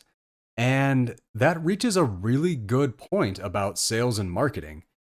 Writers, yeah, if somebody's in the mood for this or anything like that. But people who are overly political or like really culty and stuff like that, they will give you all of their money. Like that is like that's the like so I really did appreciate that little bit of explanation in there, even though they never went into detail. That is a very Yeah. important distinction. Yes, Yep. if you want to make a lot of money, convince people that they're living the wrong way. Like just that is Which is just what they all do all the time. It's crazy to me. Definitely was not expecting that assassination attempt, but weirdly, that is the craziest version of Chekhov's gun that I have ever seen. Because it is. They go to look at that home, and the realtor like freaks out. She's like, oh, "Not the bastard son of Jenny Fields." I'm like, I know. Right? Did you just say that? She actually says it, yeah. And he's just like, "Yep, that's me." Yeah, I gotta say, man, a lot of sympathy towards Garp in this movie. Like a lot. This scene, though, this is the scene that has always stuck with me. Like like I told you, is it this part? I want to finish the note real quick. He says that he's also a writer, and what does the realtor say? Oh, isn't that nice? Yeah. Isn't that she practically says, "Isn't that precious?" Oh, we pats him on the head almost. Yeah. Oh. So few lines from that realtor, and I hated her more than anybody in this movie. Just wow. But yeah, yep. And then the plane crashes into. Go ahead. This is I know this is the scene. Go ahead. This is the scene, yes, and it's the one that stuck with me all these years. It's like while they're sitting there looking at the house, and the realtor is doing the whole like, "Oh, that's so nice that you're a writer too. Isn't that cute?" As they're sitting there doing that, we see this prop job biplane come flying towards the house, and like the wife notices it and is kind of staring at it, and then the realtor stops talking all of a sudden and stares at it, and then Garp realizes they're both stopped talking, and he turns around and sees it, and he sees it just in time for it to go right over them and smash directly into the house, just blowing away almost a half of it. And it's like, this is right after the assassination scene of his mom, and so there is kind of an alarming moment of just like, what the hell just happened? But then the guy gets out of the plane and he's like, "Hey, is everybody okay? Like, this was an actual accident. This guy didn't mean to crash." This and what does he say when he recovers from the accident? Can I use your phone? Can I use your phone? And they're like, "Oh, you can find it." Yeah. Yeah. No, that was a good scene. And then Garp turns to the realtor and says, "We'll take the house. It's come pre-disastered." Yeah. We'll be safe here. We'll be safe. Yeah. And so, yeah, I have on many occasions tried, because my kids, they have anxieties, like their father has a lot of anxieties. And so I try to reassure them with the, it's like, well, why are you so worried about this? And they're like, because last time this happened. And I'll go, hey, you know what? The odds of that happening again are astronomical. Like, You know what? Good advice comes where it comes from, you know? Mm-hmm. Yep. But Garp yeah. getting furious because his mother's book has been translated into Apache. He's like, not even Shakespeare has been made into Apache. Shakespeare, Dickens, nope, but Miss Fields? Could you, oh, you gotta feel all the way for him because being a writer was not his mom's dream. No, the It was only his dream that she just gave a shot at. yeah, almost Oh, deliberately just to fuck with him. It seemed like at it one point. seemed like that. I will agree Yeah. with that. That's where I say like the narcissism came in. It's like, oh, my son is about to do something. Shit, I have to do something. So they're looking at me instead. Like Mm-hmm. that was like, ouch. Because and there was ooh, a thought just hit. It's not a Mm. nice one for the mom. Well, let's hear it. It is straight up narcissism. It's control. She didn't, it wasn't about the lack of wanting sex or a father or anything like that. She literally wanted 100% control over that child. That is wild narcissism. I mean, And yeah. then when he tried to have his own personality that was not dictated by her, she kind of rebelled and then did it first. Okay, you make very good points. Ow. My main thing as to why, okay, like, yes, this is definitely an overinflated sense of self importance that she has. I'm going to say it's not narcissism, mainly because of what happens later on. When there is trouble in Garp's marriage, the amount of work she does to repair the marriage as opposed to picking sides. That is not a narcissistic thing to do. That is true. So but that's the one thing. That's kind of the one big thing that really kind of shows that she Yeah, but does she's got have. like 40 things in this movie that work against her on that argument. So So, that's what I'm saying. Major inflated sense of self importance, but not quite narcissism. okay. All right. All right. I'll give you that one. The way she tells him his pregnant was absolutely beautiful. The scene was just too Mm. much for me. Like Oh yeah, it's a lovely scene. I think I know somebody who else is going to like your book. There's this kid. I invited him over. And then like you can kind of hear that he's keying into what's happening, but he's A like little bit, afraid to yeah. come out of the bathroom until she actually like goes all the way to saying he'll be here in about 7.5 months. How excited, like the look of joy on his face was. Mm-hmm. You could feel it. Oh, you just could. And because of when this movie is set in, the baby is born, and you know I had concerns. Like Yeah. I did. Like I didn't know if the mom was gonna make it, the kid was gonna make it. Like the world according That, to that, Garp seemed like it was going to be an intense tragedy, and it was. And I didn't know yep. when the tragedy was going to take place. That's the thing is like this. That's what was amazing about this is that this is a movie that in the beginning paints itself as a comedy, albeit a dark comedy. It is a comedy, but they definitely give us plenty of warning. No, this is going to be a tragic story, starting with the very fact that Garp himself is a tragic writer. He writes tragedies. And so we get lots and lots of foreshadowing that tragic shit is going to happen. And we are waiting for it for a lot, especially in their happiest moments, right? When they are excited about having a baby. We're like, okay, this is going to be it right here. But it doesn't. The tragedies actually come out of fucking left field when they happen. I mean, that's how tragedy works. So, Yeah. you know, you got, ugh.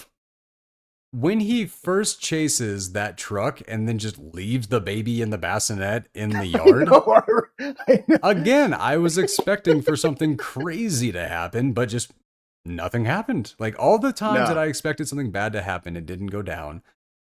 Until the very one particular one that you really saw it coming from a mile away. And Yeah. oh, yeah, yeah. Oh, we're almost there to the beginning of that section of notes. And that's why I avoided Wealth and Fame, referencing moochers around his mom's house.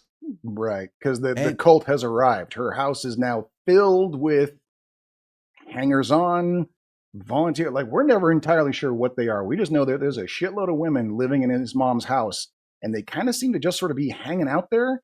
but we just know that it they kind of are, seems like a mental yeah, like hospital or something like a little that. bit, Like yes. it seems like an institution, but we have no world building on that. We just know that they're there. Yep. But And that's where we're introduced to the two well, things. First, hold we're, on. yeah. This is we get another look at Swoosie Kurtz Oh, changing right. attire and like high heels, which is a perfect character moment for her. Like that was Absolutely. Yep. absolutely And perfect. and she looks good too. Like she's lost the She whore does. makeup. She looks all like fit and healthy and stuff. And she sees Garp and she's like, "Hey there, buddy. I remember you." And he's all, "The wife's here." Shh. Well, yeah, she's like, "Hi," and his response, "Bye." Yep, 100%. Uh, go. I assume you want to talk about John Lithgow as Roberta. I do want to jog. Well, it's two things because we kind of get at the same time we get our introduction to John Lithgow and the Ellen Jamesians at the same time. Because like at first it's weird that these ladies aren't talking to him; they're writing notes to say hi and stuff like that. And he accidentally there's a woman there who is apparently very traumatized, and so when he like touches her by accident, she flips out, and it causes this whole thing. Then here comes Roberta, played by John Lithgow, who is clearly not the first like trans woman ever to be on in a movie, I'm sure, Oh God, no! but probably yeah, Transitioning was already huge in the Middle East at this point. right, yeah, but like when you think movies from like the 70s and 80s, you don't think the trans character is going to be the most normal, well-rounded, grounded character that you've ever seen in the That's a good movie, point. and that is who Roberta is. Roberta is weird, like Robin Williams even says it later on in the scene as they're talking, where he like turns to her and goes like, "So are you visiting someone here?" And she's like, "No," and he goes, "Because you're like the most normal person here." Like, and that's Roberta. Roberta is the 8 foot tall trans woman who is the most normal person in the entire movie, and that was not a thing that was done as early as the 80s. No, I'm sure when this movie that came out. seems crazy. I don't want to say tolerant because I mean, what are you actually tolerating in that? Like, Right, exactly. but I would say that seems like crazy accepting for that era. yeah, and I think that was probably like, and the weird thing is like I like you want to kind of give it like some progressive props of being this like, yes, really kind of showing the representation.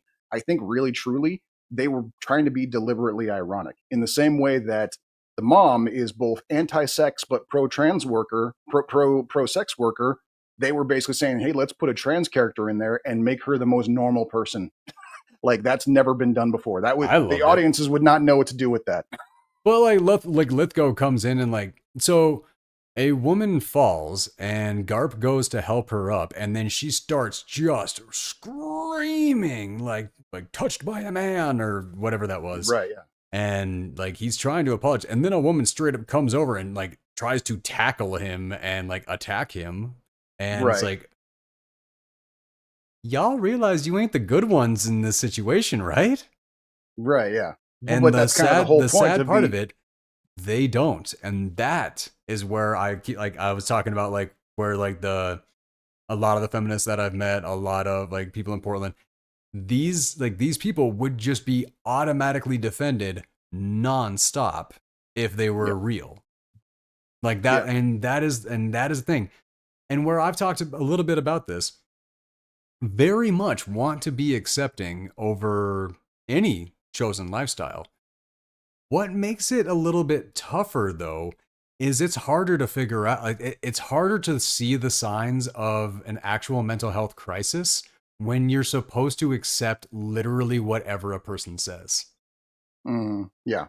I No, it's true. I like Yeah, that is and I so like I understand the fears behind that and stuff like that because where if you do have somebody who legitimately healthily of sound mind and body wants to transition, you got my support 100%.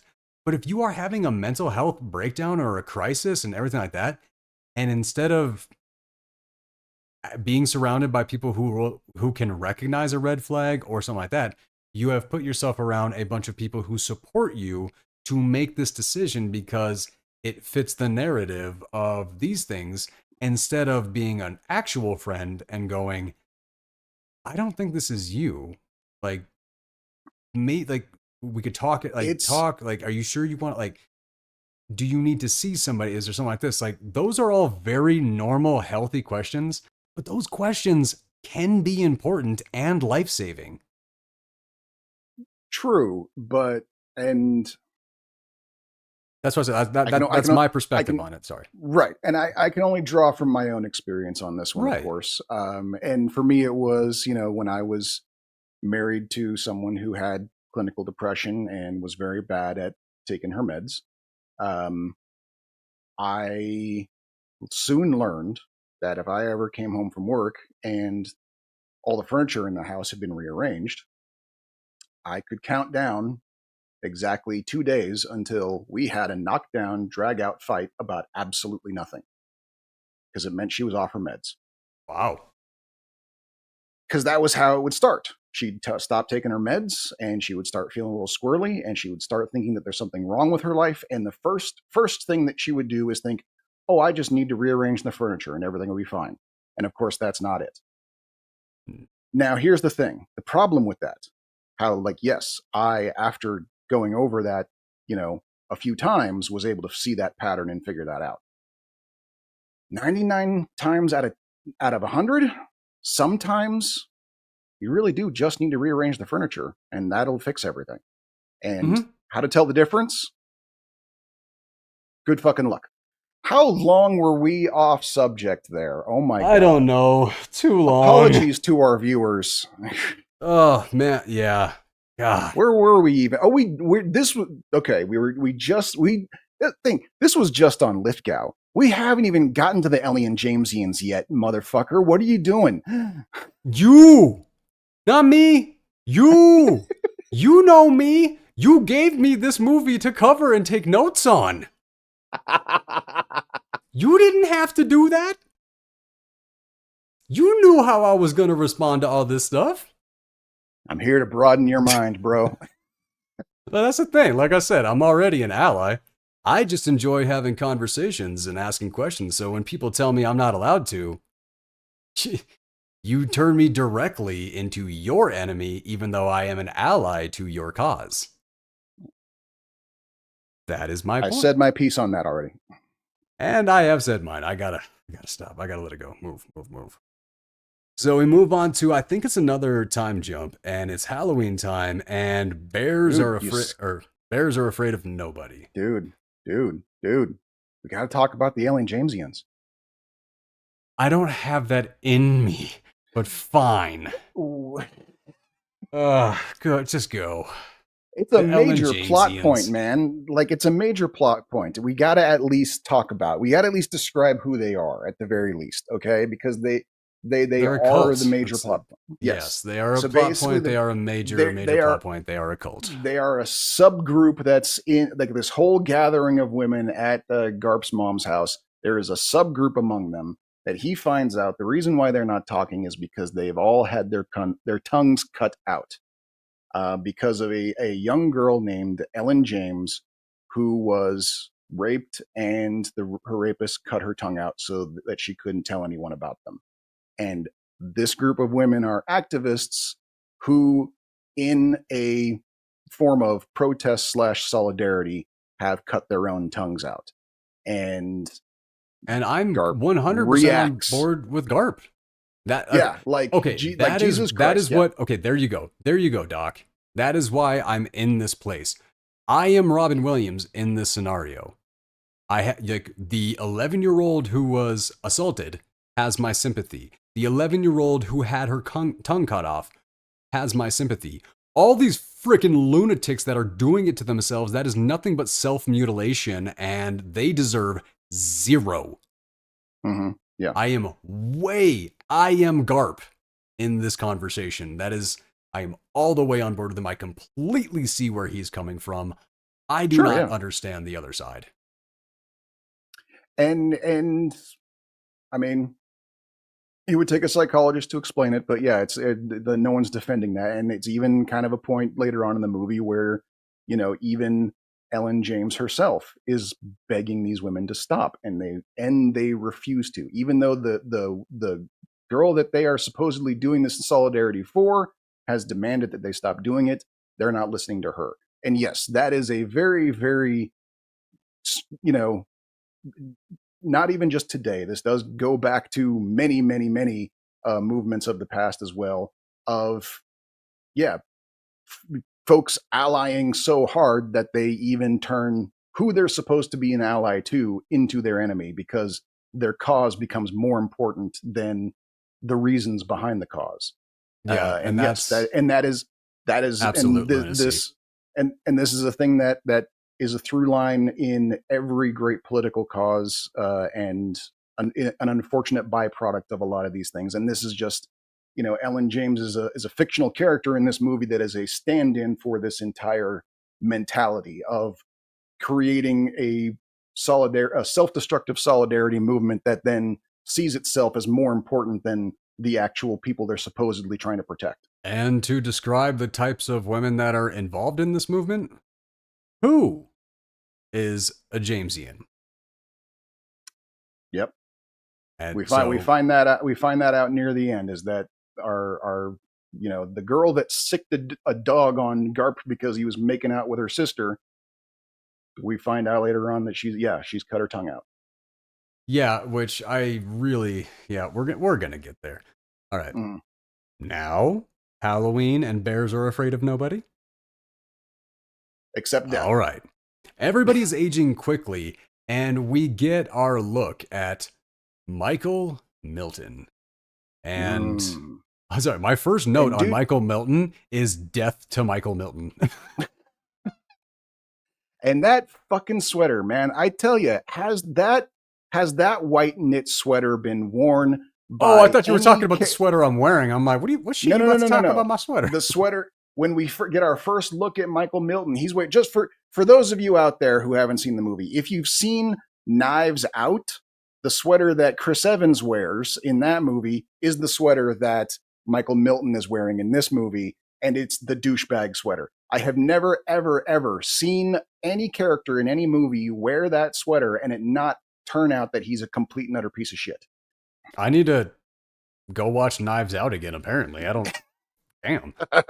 But no, Michael Milton is, like, he is our antagonist, and I think the only character in this movie that actually gets what they deserve.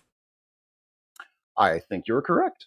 Yes. This movie, it's a little bit realistic, a little bit real world. Just kind of life happens, and people don't get what they deserve, and life is life. Presumably, Pooh does go to jail. We don't see it, but they did catch her, so Yeah, but at the same time, why did she do what she did to Garp?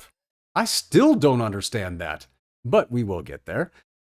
Jogging with Lithgow as she continues to get used to hormones and talks about having a hormone fit. And then Robin Williams sees the truck go through, and then he has a hormone fit of his own. Right, yeah.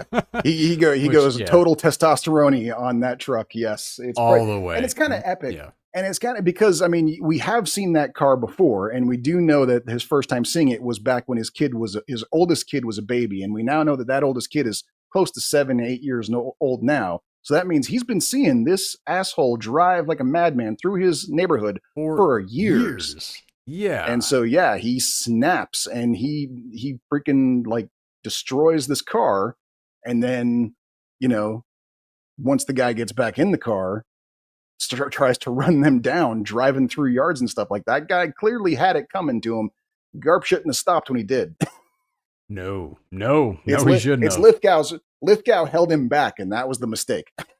Yeah, but then I like when they bolt, and they both realize, like, oh God. And then they just take, no, that was... But watching Lithgow jump over that hedge, man, dude had ups. Oh yeah, he had ups that I didn't even realize. That was very impressive. Then coming out of that movie, and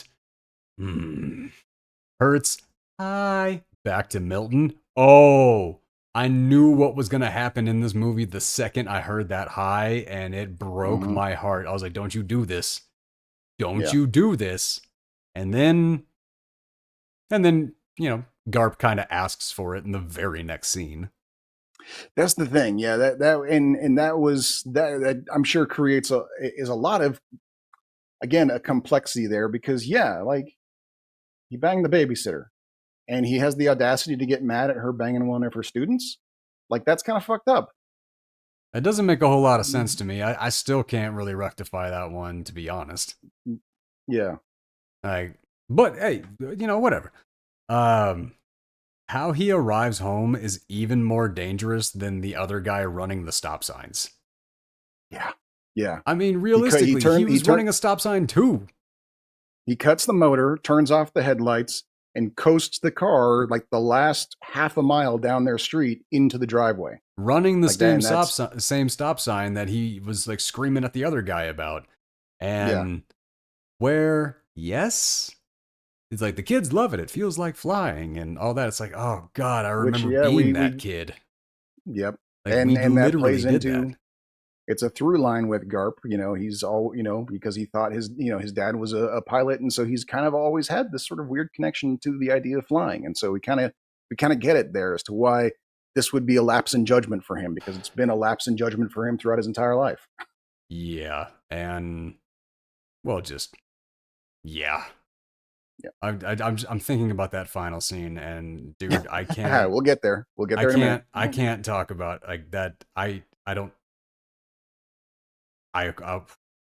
That the emotions they were high. Every new domino put in place that brings us to that scene is more painful than the one that came before it. It very much is, because this is, like you were saying, this is the one tragedy in the movie that we can see coming, and seeing it coming is what makes it worse. Because it's just one thing after another. Oh God! Oh shit! Oh shit! Oh shit! Yep. The anxiety was very, very high through these moments. Yeah. So Robin takes the babysitter home, and while he's taking her home, like, they just have those little back and forth. She's reading his book, she's obsessed with it, all this stuff.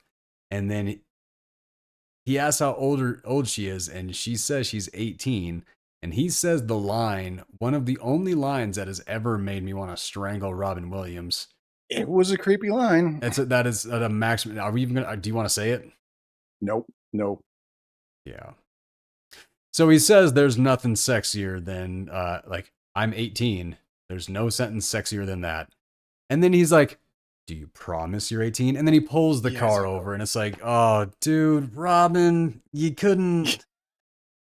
I mean, and it's not Robin. It's Garp. It's Garp. It's the character. It's everything like that. But I was rooting for Garp real hard. And so far through the story, you never really had a moment that really like beat him down. Right. Yeah. I mean, even when he's, you know, that's the thing. It's like, even when he's fooling around with Cushy while he's, courting Helen, it's like, okay, that's a gray area. That's a little more understandable because, you know, not non-exclusive, everything like that. Right. You know, it's not, it's not like they're, they're not dating, sure. It's a gray area there. I could see the argument, but that's the thing. It's like, this is the one time where you can sit there and go like, that's not a mistake. That's not, being naive. No, actually, that was a sequence of events that deliberate after bad decision. That was a bad decision. What happened afterward was where I saw Garp as a bad guy. Let me explain. Okay. In bed, and then she asked, did you seduce that babysitter? And his response, like, oh, well, that just makes me mad and all this stuff. Okay, I can... Deflecting, sure. Defensive, sure. She's reading Michael Milton's story and smiling when talking about him while she's accusing him of seducing somebody. And then what does he do? After he hooks up with this 18-year-old babysitter, he's like, let's go look at the kids. And he just goes and stands at the kid's door, and he talks about being a family man and a father and a husband, and all he's ever wanted to be is a family man. That, to me, felt like a masterclass in manipulation. That was messed up. And it's well, and it's interesting too, because for two things going on here, because we got extra layers here, okay? Because like you said, she's reading Milton's stuff, and and she suspects. There's an argument could be made that she's glad that he banged the babysitter because now she's got free license to do what she She's wants. She's got the green light, yeah. Yep. The second, and then the other layer is that while yes, what Garp is doing there is manipulative, an argument could also be said that he had that moment of realizing how close he came to losing everything. I can see that as well, yeah. Because we also see it in the following scenes. He is not even just when she's around, like when it's just him and the kids, he is Mr. Family Man. Like having that brush with almost getting caught and almost losing everything, he's realizing now I can't do that. I can't lose that. I am going to be Mr. Family Man now. Yeah. I can really see that. Yeah. Doesn't wash his hands clean at all, but also at the same time, one could argue fuels why he's so angry when he finds out about her affair, because he just did this whole thing to commit how much he loves being in the family. And it's after he made that secondary, like renewing of his vows almost. It's after that she starts sleeping with the other guy. And so now that it's not justified. Don't get me wrong. I'm not saying that that makes it okay. I'm not saying I'm not saying that that's where you were coming from. Well, I'm thinking, okay, I do agree with you. That made it even worse. Where he made a bad decision, she had a full relationship. No, that's true. That was a straight up affair. He made a decision.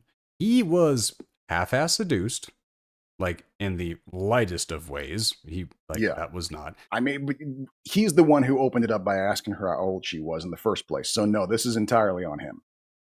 And no, that was what sealed the deal. It was already, there was the flirting, there was all this that was already starting, everything like that. That was the final thing that happened before he pulled over. So no, but I mean, like, she definitely was no Michael Milton. I'm not saying that. Okay. But because, like, he's playing with the kids, and him and Lithgow are playing with the kids, and Milton is he sabotages her car, pulls a full-on Jesse Waters, and just stare. You know what I'm talking about there, right? Jesse Waters. From like Fox and Friends, or The Five, or whatever that is. Don't know him. He's the slimy guy that took over Tucker Carlson. Oh. They found someone worse than Tucker Carlson? No, he tried. Shocking. I don't think he actually succeeded. Okay. The way that he got his wife is he let the air out of her tires so she didn't have a ride home from work, and basically forced the situation to make him be the one that was there for it. He told that story live on air. That is, like, isn't that crazy? He didn't get fired. He didn't get nothing. Like, he straight up admitted to sabotaging his wife's car so she didn't have a way to get away from him. And he was like, that was how they, yeah. I mean, he's a Fox News guy, so I don't know why I'm shocked. I like that. Things like that still do shock me. They just do. Okay.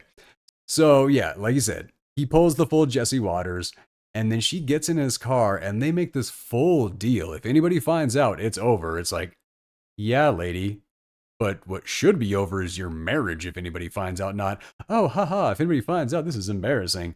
No, right. Dude, like how this deal was struck, I did not like. It felt weird, really, really weird. And then she's like, only at your apartment, and only if it's clean. And then his freaking girlfriend watches him drive away with the teacher. Yeah. Like, this was, okay, I'm glad this was a dumb character, but this was a dumb character. Yep. No, no, it's kind of interesting because he's a graduate student. So that means he's already finished college. And so it's like, how did this moron get into a graduate program? Gradual student. Right. Yeah. Because the kid mispronounced it one time, and so now that's the family inside joke. Now she teaches at graduate school, and Which yes, I I do thought love was a that. good joke. I did Yeah. enjoy that. It's like, Oh, what's graduate every school? Well, it's where you yeah. gradually go to find out you don't want to be there anymore. Right. Yeah. Fantastic. Very well Yep. done. Uh, Dinner with the fam and talking about writing a Christmas story. Just seeing the renewed sense of happiness on Robin Williams and the epic guilt on Hurt. Mary Beth Mm-hmm. Hurt. Um, Painful scene. Mm-hmm. Yep. Very painful scene. Um, and the fact that oh god, a second watch would be so painful on this one.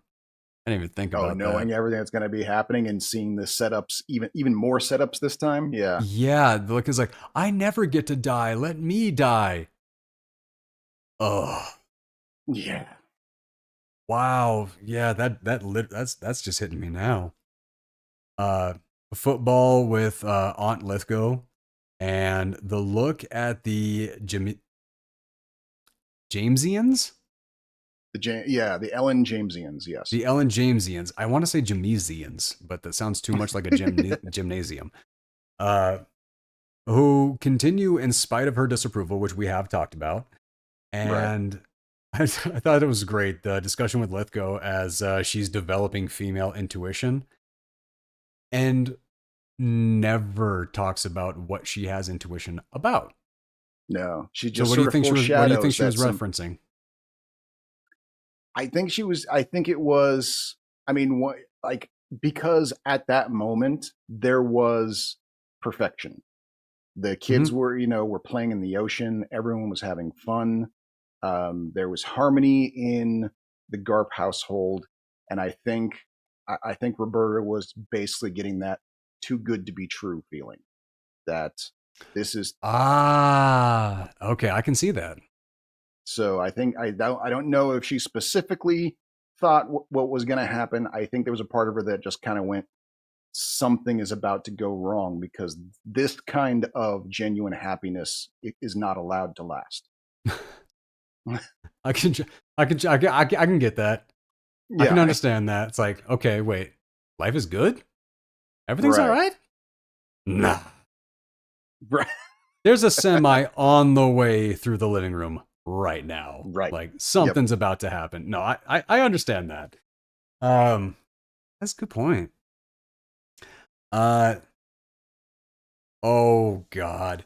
So yeah, Michael Milton's girlfriend shows up to rat on the fact that her boyfriend has been having an affair with Right. Garp's wife. And because she can't talk, because she's so nervous and so afraid, Garp thinks she's an Ellen Jamesian and Right. is Exactly. like, Yeah. "Oh God!" Like, and then she starts talking. He's like, "You can talk." He's just so confused. That was another huge chuckle. Did not like that was a very heavy moment. And I felt bad for how hard I was laughing, but damn. Right. I forgot to mention, like, probably one of the biggest laughs for me in this movie. We actually skipped over. I totally forgot to mention it, and that was when the first conversation with the hooker, when when Glenn Close is starting to ask her, just like, well, how much do you charge? And she's even like turning to Garp, and she's be like, do you want to sleep with her? I mean, like, are you into this? And and she's all like, all right, look, no, I don't care. Like, I don't. She goes like, look, whatever you want to do, your mom can't be there. I'm still a Catholic. Okay. Yeah, I forgot about That that was line. That probably is that. Oh God, I never laughed so hard. I think no, she's like, I'm still a Catholic, believe it or not. Like, right. Yeah. no, okay. That was So absolutely way fantastic. backtracking, but yes, that needed to be called out. That's yeah. Fair, fair. Um, Helen comes home and finds the letter, gets a call from Garp, and they're off to the movies. This whole scene too, like this is like where Garp is Mhm. really treading the line of turning into a villain because he's pissed and he's taking out how pissed he is on his kids. He's yelling at Yeah. his kids, he's dragging them around. Like okay, we get it, you're pissed, buddy, but like stop yelling at your fucking kids. Like Jesus Christ, we are trying really hard to be on your side here, but you're not making it easy, guy, because he keeps snapping at his kids like really badly. It's a bit rougher than you would like to see, but at the same time, if you got a dad, you've been there. Yeah. Yep. Or I assume if you are a dad, you've probably been there too, but I'm not. So I just know that I have been snapped at like that. So, but I also know my personality, and I'm pretty sure I've deserved it.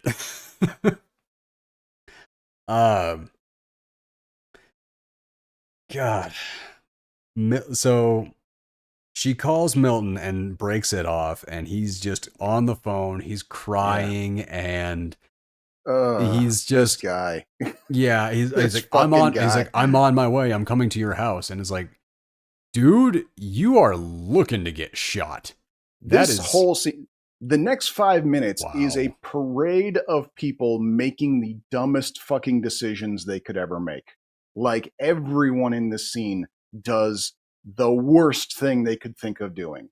Like Milton, the wife, Garp, both of the kids, like everyone is an epic moron in for this like 5 minute span of this movie. It's the dominoes I was talking about before starting to fall, and holy shit, yeah.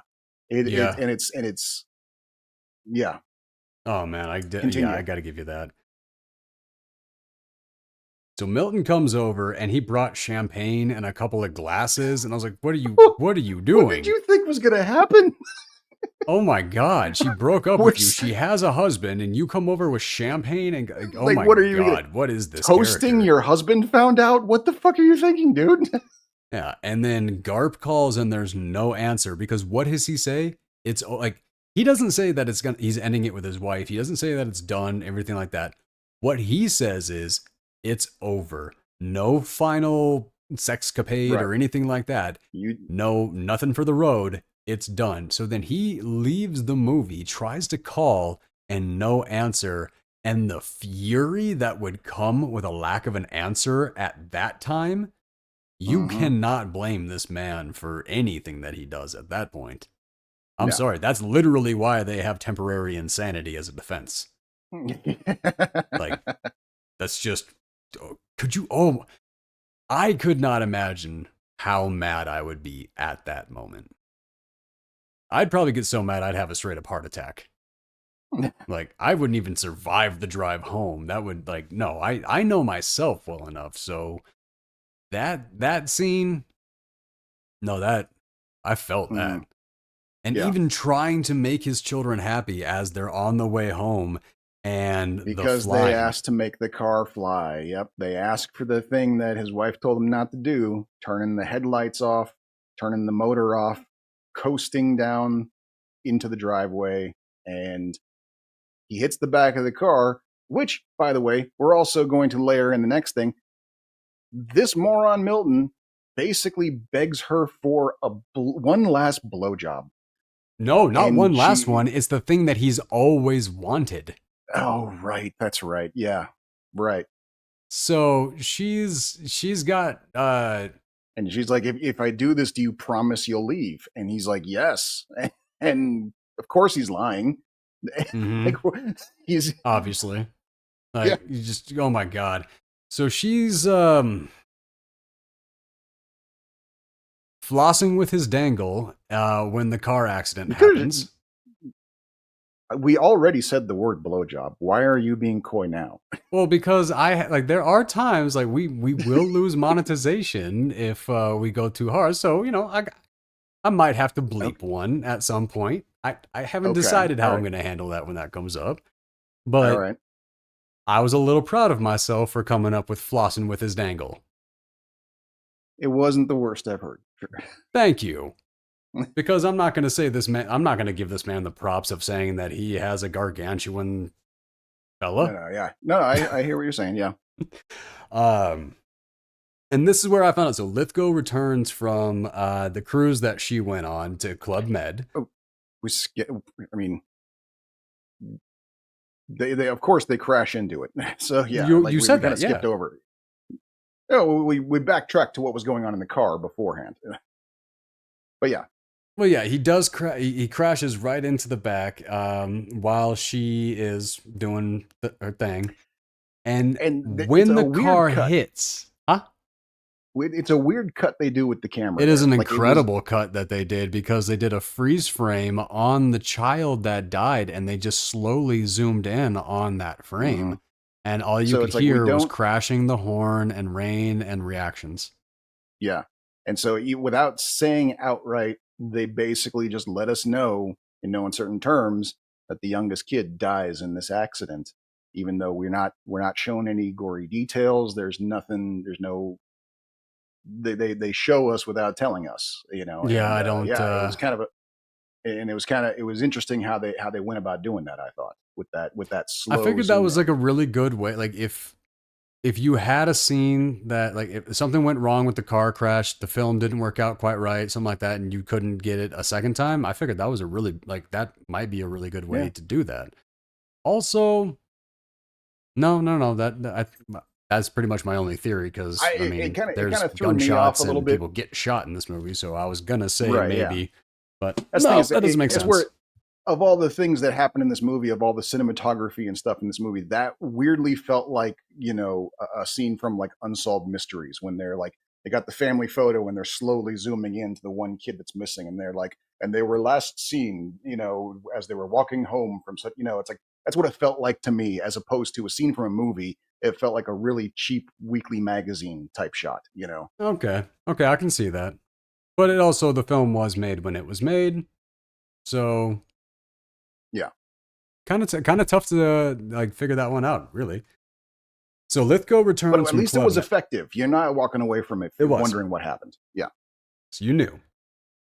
Lithgow returns from Club Med, and I was so happy to find out that it was bitten off.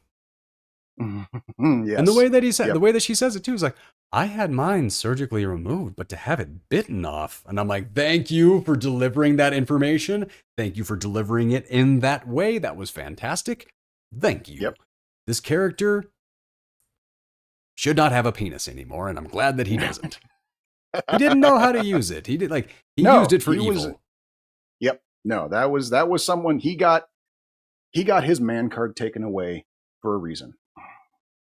And okay, now here's where I am a hard man. And I will admit this. I this is not my softer side, my kinder side or anything like that. When they're having the piano fight because she is playing that song and he recognizes it immediately and she kind of goes off on him like everybody you're not the only one who's hurting here. Everybody here is hurting and I'm one of them. Sorry, lady. Who gives a shit about your heart? You caused this. Mm. I'm sorry. Like that was like they're still together. Like my brain melted at like this portion of the movie. I was like, I I'm mean, sorry. Like I get like this yeah. movie is about sympathy for women. I'm kind of seeing that everything like that, and I had none for her. I had No, I feel none you. for her. Like her child is dead because she had an affair. That is 100%. I don't feel bad for her at all. The child, the brother, and the husband. That is who I feel bad for. And well, and that's definitely probably where most people would go. But I think that's kind of, and this is something that I've been like figuring out over the last week or so, is that uh, you know grief has stages. We've talked about the stages of grief before. They do not go in order. They do not. You don't go through Oh one and yeah. then you're on to the next one. Like you are back and forth, hopping around all over the place. Yeah, you And don't go through the phase just once most of the time. oh, most, yeah. And when you are whatever stage of grief that you are in, you have zero patience for anyone who is not in the same stage of grief as you. Like people who Well, are that's in kind the of angry yeah. phase do not have time for bargainers. No. Ah, it's a good point. Yes. I didn't really think about that. That is fair. So basically, that's what we're seeing here, is that yes, there is major amounts of grief happening in this house, for not just the tragedy, but for their part in it, because it is not just everything she did. There's as far as, the affair and the marriage and everything, but there's also the fact that, yeah, he was being unreasonably angry with the kids. He shouldn't have been dragging them around town like that, like he was, and he shouldn't have coasted into the driveway like that. Like, he has a part in that too. And yes, while a lot of the blame lies on her. Okay, yes, there are the parts that he played are accidental. The parts that she played were all intentional. Okay, that's fair. Yes. Yeah. So that's where the sympathy comes from. Right.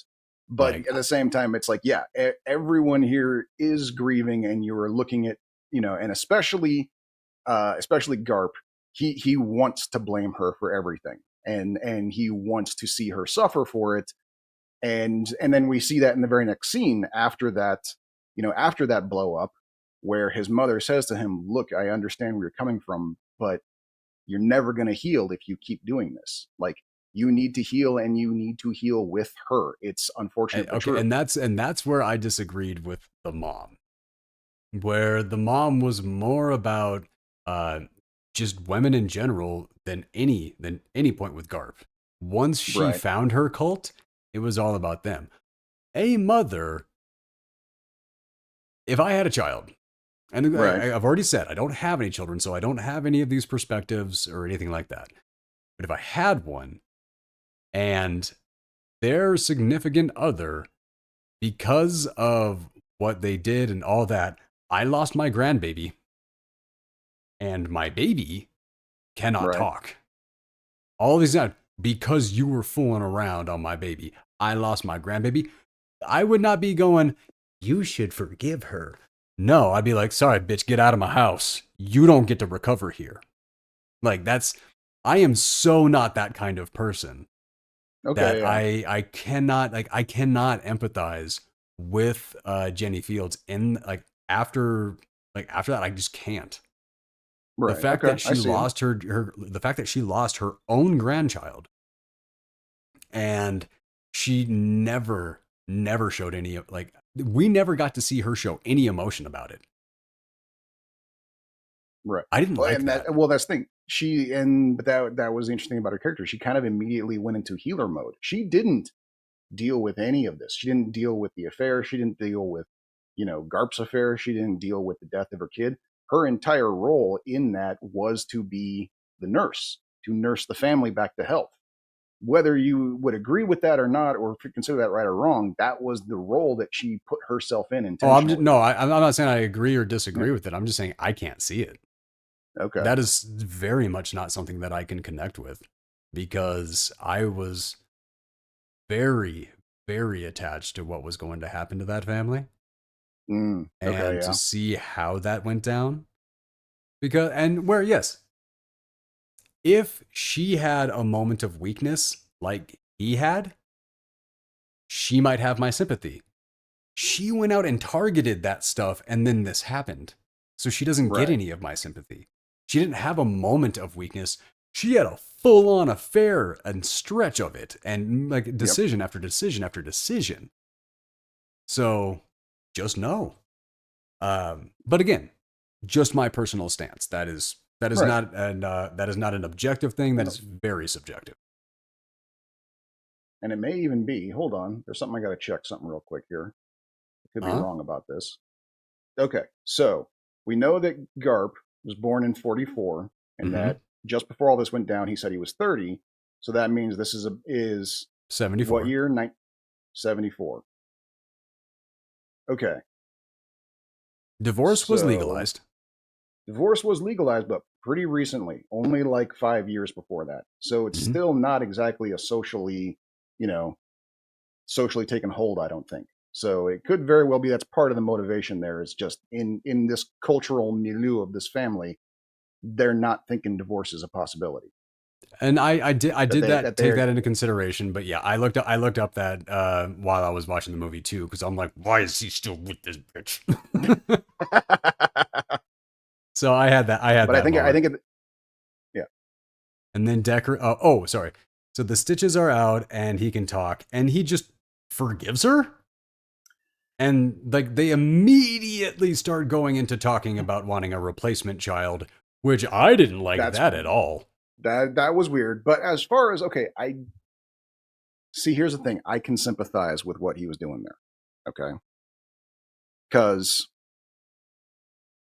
I've been where he's at on that.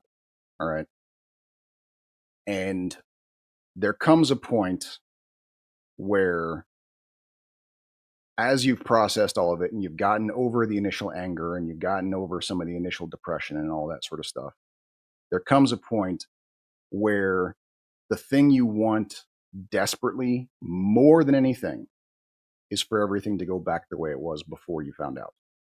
And you literally do not give a shit about anything else. I don't think I've ever had that. Like I don't think I've like as soon as I've ever found out about anything, like that to a degree of something like this, which I've never lost a child. This is nothing like that. But anything that has ever set me in a direction of just extraordinary, just this is too much. Like it's been okay. I have a lot of life ahead of me. You don't get to be there. And that's fine. Yeah. I mean, I don't think it's again, that's why this is super subjective. Right. This is for like who you are is what you're going to see something different. You're going to feel, you're going to root for something. That is because there is so much movie in this movie.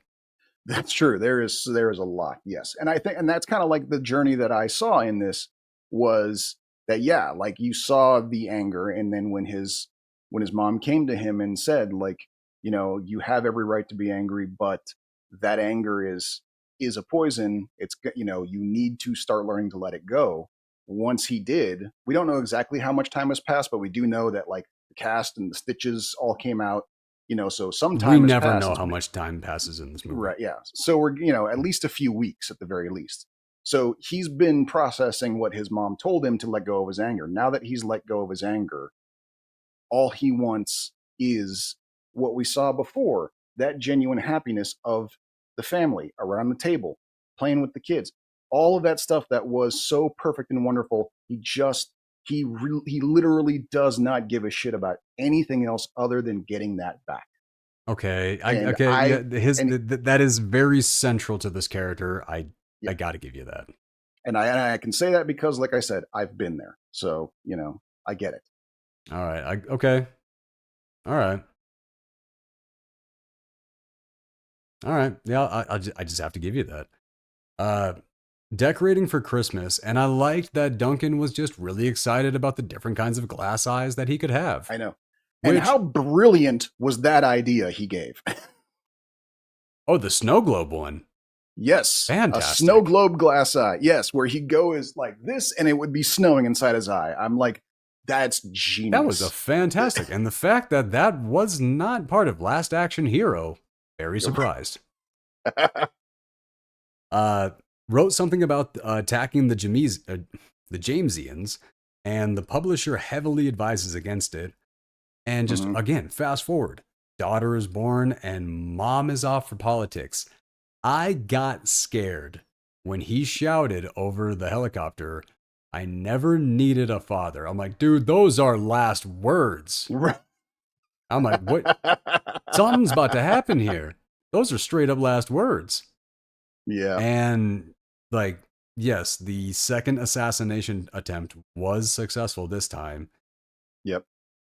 And then Garp finds out at the funeral, and at the funeral, Lithgow is unbelievably destroyed because she sees the shooter right before it happens, and like Lithgow goes to try to save her, and just as soon as she grabs her, she gets shot. It was a remarkably timed shot too, because you see Lithgow tackle her, and just as his arms hit her, the squib goes off. And so it is literally, he was a millisecond late. And yeah, she is devastated. She's weeping at the funeral. Like, I was this close, I could have saved her. And she's saying to Garp, like, I would have taken the bullet for her. And he's like, yeah, I know. And And I'm curious because, like I said, you and I are both allies. Mhm. You are much more of an ally than I am. That is just that is the credit that I will give you. That is the credit you deserve. What was your position on the feminists not letting him attend his own mother's memorial? Oh, well, no, that's definitely nuts. Yes. Thank Because, I you. mean, it's like, look, I understand where you're coming from as far as like, this is a feminist memorial. This is about honoring women. It would not be that out of place to let her son be there, especially if her son, except for the fact that it was, of course, it's probably the Ellen Jamesians because he had just published that book that had taken a powder on the Ellen Jamesians. So they probably didn't see him as an ally anymore. They probably saw him as a traitor. Um, but Which is but at the weird same time, it's like, because yeah, that even Ellen James, like he exactly, was yeah, on her side, which yeah. fantastic That's what his cameo from Plummer. Amanda Plummer. Yeah, but that's what his book was about. He basically wrote a book saying straight up, Ellen James does not support the Ellen Jamesians, and that's what they were so mad about. But yeah, well, and the funny thing, like I I remember my mother once telling me about when she went and attended a women in technology conference uh, back in the 70s, so we're like, early days of technology, let alone women in technology. And so she went and attended a women technology conference. And she said when she arrived, she noticed that there were no men. There were zero men there. It wasn't even just a case of men not welcome. There were just men not interested in being there. It was 100% women, except, of course, me in the little baby Bjorn that she was carrying. I was the only male in the entire building. And so my mother literally put a name tag on me that said token male. That is fantastic. And now I understand why you are you. You, as a baby, were carried into a sea of estrogen and it never washed off. No. Hey, you know what? Here's the thing. There are worse things. On No, but like on on yeah. a serious manner note, though, honestly, the story you just told, being raised by a woman like your mother, that is very much. I can see a lot of personality quirks where they could have began.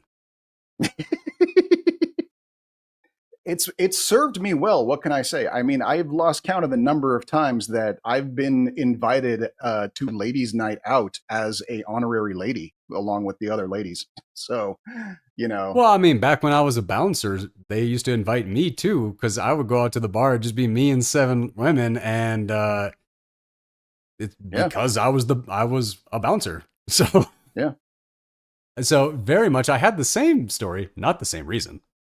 right, yeah. I was welcome because I was girly enough to fit in. And I don't think that was the same reason for me, but I don't know. I'm from North Dakota. I'm a little femme for them.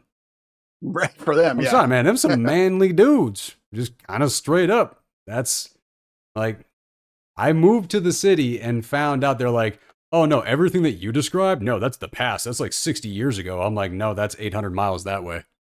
Hmm. Like, Yeah. no, sorry, that's men like that still exist. But yeah, no, it's and as far as like this goes, like yeah, it's a little nuts to say if you're going to be honoring a woman to not welcome her own family to that. Yeah, Okay, like I it's said, like pretty it's you're more of an ally with feminism than I am, so I wasn't exactly sure where you were gonna take on your take was gonna be on that, and if it was gonna be pro that, I was gonna have some questions. Like I was really gonna dig in for some justifications because I I mean, could not see it. right. I mean, it's one of those things where it's like considering the time, considering the subject matter, considering the relationship he has with no small number of the women that are going to be there. I can see where that I can see where that claim would be made, but I don't see it's No standing merit. or holding up. Yeah. Yeah, okay. So, all right, fair enough. And then he goes in drag to his own mother's memorial, and that is how that is his compromise. And honestly, that is a pretty strong ass compromise because there's no way he would Mhm. be able to eulogize his mother No, as yeah. her only child and not be allowed to do the eulogy. I mean, that's a pretty big sacrifice in and of itself. Yep. So, like, there's that. And then, oh, boo. It was interesting though. I want to go back on his reasoning because that was a very powerful thing that he said. When he says, you know, I'm going to be mourning her for the rest of my life, but for right now I want to be around other people that are mourning her as well. Like he wants to be at that That's a good, memorial because I it's mean, going to he's right. yeah, it's a room full of people who are going to be talking about her and being sad that she's gone. That's who he wants to be around. Even if it is a room full of Jamesians that hate him, he doesn't care. He wants to be with them while they mourn his mom. And so he's willing to go incognito if that's what it means. All right. And then who sees Who? him and then loses her mind. And then we find out that she has become an Ellen Jamesian, cut her Yep. own tongue off, and goes up, rips his disguise off, and just, ARP, ARP, Right, just yeah. trying to like And starts rat a him riot out. on him. Yep. Does. Yeah, everybody starts attacking him. And then Lithgow, and we find out Amanda Dude, how Plummer awesome. as, what's up? How awesome was that bit on Lithgow when he's full on body checking these women that are trying to attack Robin Williams, and we watch Roberta just literally just bring because she's a former football player, and so she footballs all of them, and the last one just decks one of them straight on. Like she failed protecting his mom. She ain't gonna fail protecting him. No goddamn way. That is, like, yep, you are 100%. She took that like serious and that right at yeah. the end, like ready to go. Absolutely. And then the Ellen Jamesians, who like after like they do, Ellen James, like Amanda Plummer as Ellen James helps him escape and thanks him with a kiss on the cheek. And the whole is like, you're an Ellen Jamesian. I get it. I get it. She's like, no. And she's pointing to her name on the cover of the book. And I'm sorry, man, but I started bawling at that moment. Straight up bawling. Like, it's like every once in a while, some of these movies that you have put on me, like, yeah, they fuck, pretty much all of them make me cry, you dick. But there's been like 2 or 3 of them that have actually got me sobbing. This one got me sobbing. This was, wow, like a very, very powerful moment. Go ahead. I don't remember what comes next. So they're going over the kids' classes because he's decided to return back to their hometown and become a teacher, and he takes over the wrestling classes. Now, this is the part that I do not understand. He says he'll return to writing if he wants and all that. The part that I get that, sure. Like he's trying to focus on his family, do some things, and just live in that world. Right. Why did Pooh shoot and kill him? There can be any number of reasons. Just because she sucks. Yeah. We don't know enough about Pooh. That's the interesting thing about Pooh is that she is a through line in this entire story, and we don't know her story. We only see her in the background, kind of. We don't know if it's because she was in love with him when they were kids and he spurned her for her sister, and that just made her angry. Or on top of the fact that she became an Ellen Jamesian and then he shat on the alien Jamesians. And then top that off, he had the audacity to show up that's at the okay. That's why she became an Ellen Jamesian. He wrote the entire book slamming them and all this stuff. Okay, right. So that actually does explain it, because literally it's like, dude, she literally just trolled his whole life until she ended it. Right. Exactly. Yeah. And even down to the fact that when she outs him at the funeral and he gets away, like she may just like still be pissed about that, generally she's decided early on in her life, for whatever reason it was to begin with, that Garp needs to suffer, and for her whole life, he was never suffering enough. And now she snaps and just walks into his school and shoots him right there. Yeah, she literally jumps down the throat and attacks a guy who lost his child, lost his mother, like all this stuff. And as far as we can tell, she comes from a healthy family, mostly ish for the Roughly. 50s. Yeah. And like, yeah, no, she had like a non-broken home. They come from money. She has the ability to do apparently whatever the hell she wants. Because you can't Right. imagine, like, you gotta imagine that most Ellen Jamesians don't have jobs. Probably, yeah. So you gotta imagine like that, like they're just kind of doing whatever they want to do. Like, it's probably why they were all living at Garp's mom's house, is because that was the only place they could afford. I could honestly see that.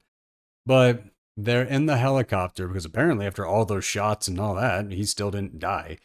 But he's on the way to the helicopter and he looks out the window and he says, "I'm finally flying." Mm-hmm. Ouch. And then roll credits. So Finn. we can pretty much assume that he didn't even make it to the hospital the way that was done.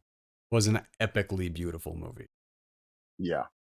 All right, guys, we're going to bring a close to this week's episode. I know that was kind of jarring, but yeah, we did our entire time span for the episode on one movie. So we'll try. So if that didn't convince you to go see it, you should definitely go see it. It's a freaking amazing film. Yeah. So yeah. That's the other thing. This is an absolute must see. Yes. Absolute must see. You care about every single character in this. You hate. Oh, thank you for joining us this week. From here until next week, I hope you guys stay safe. Good night.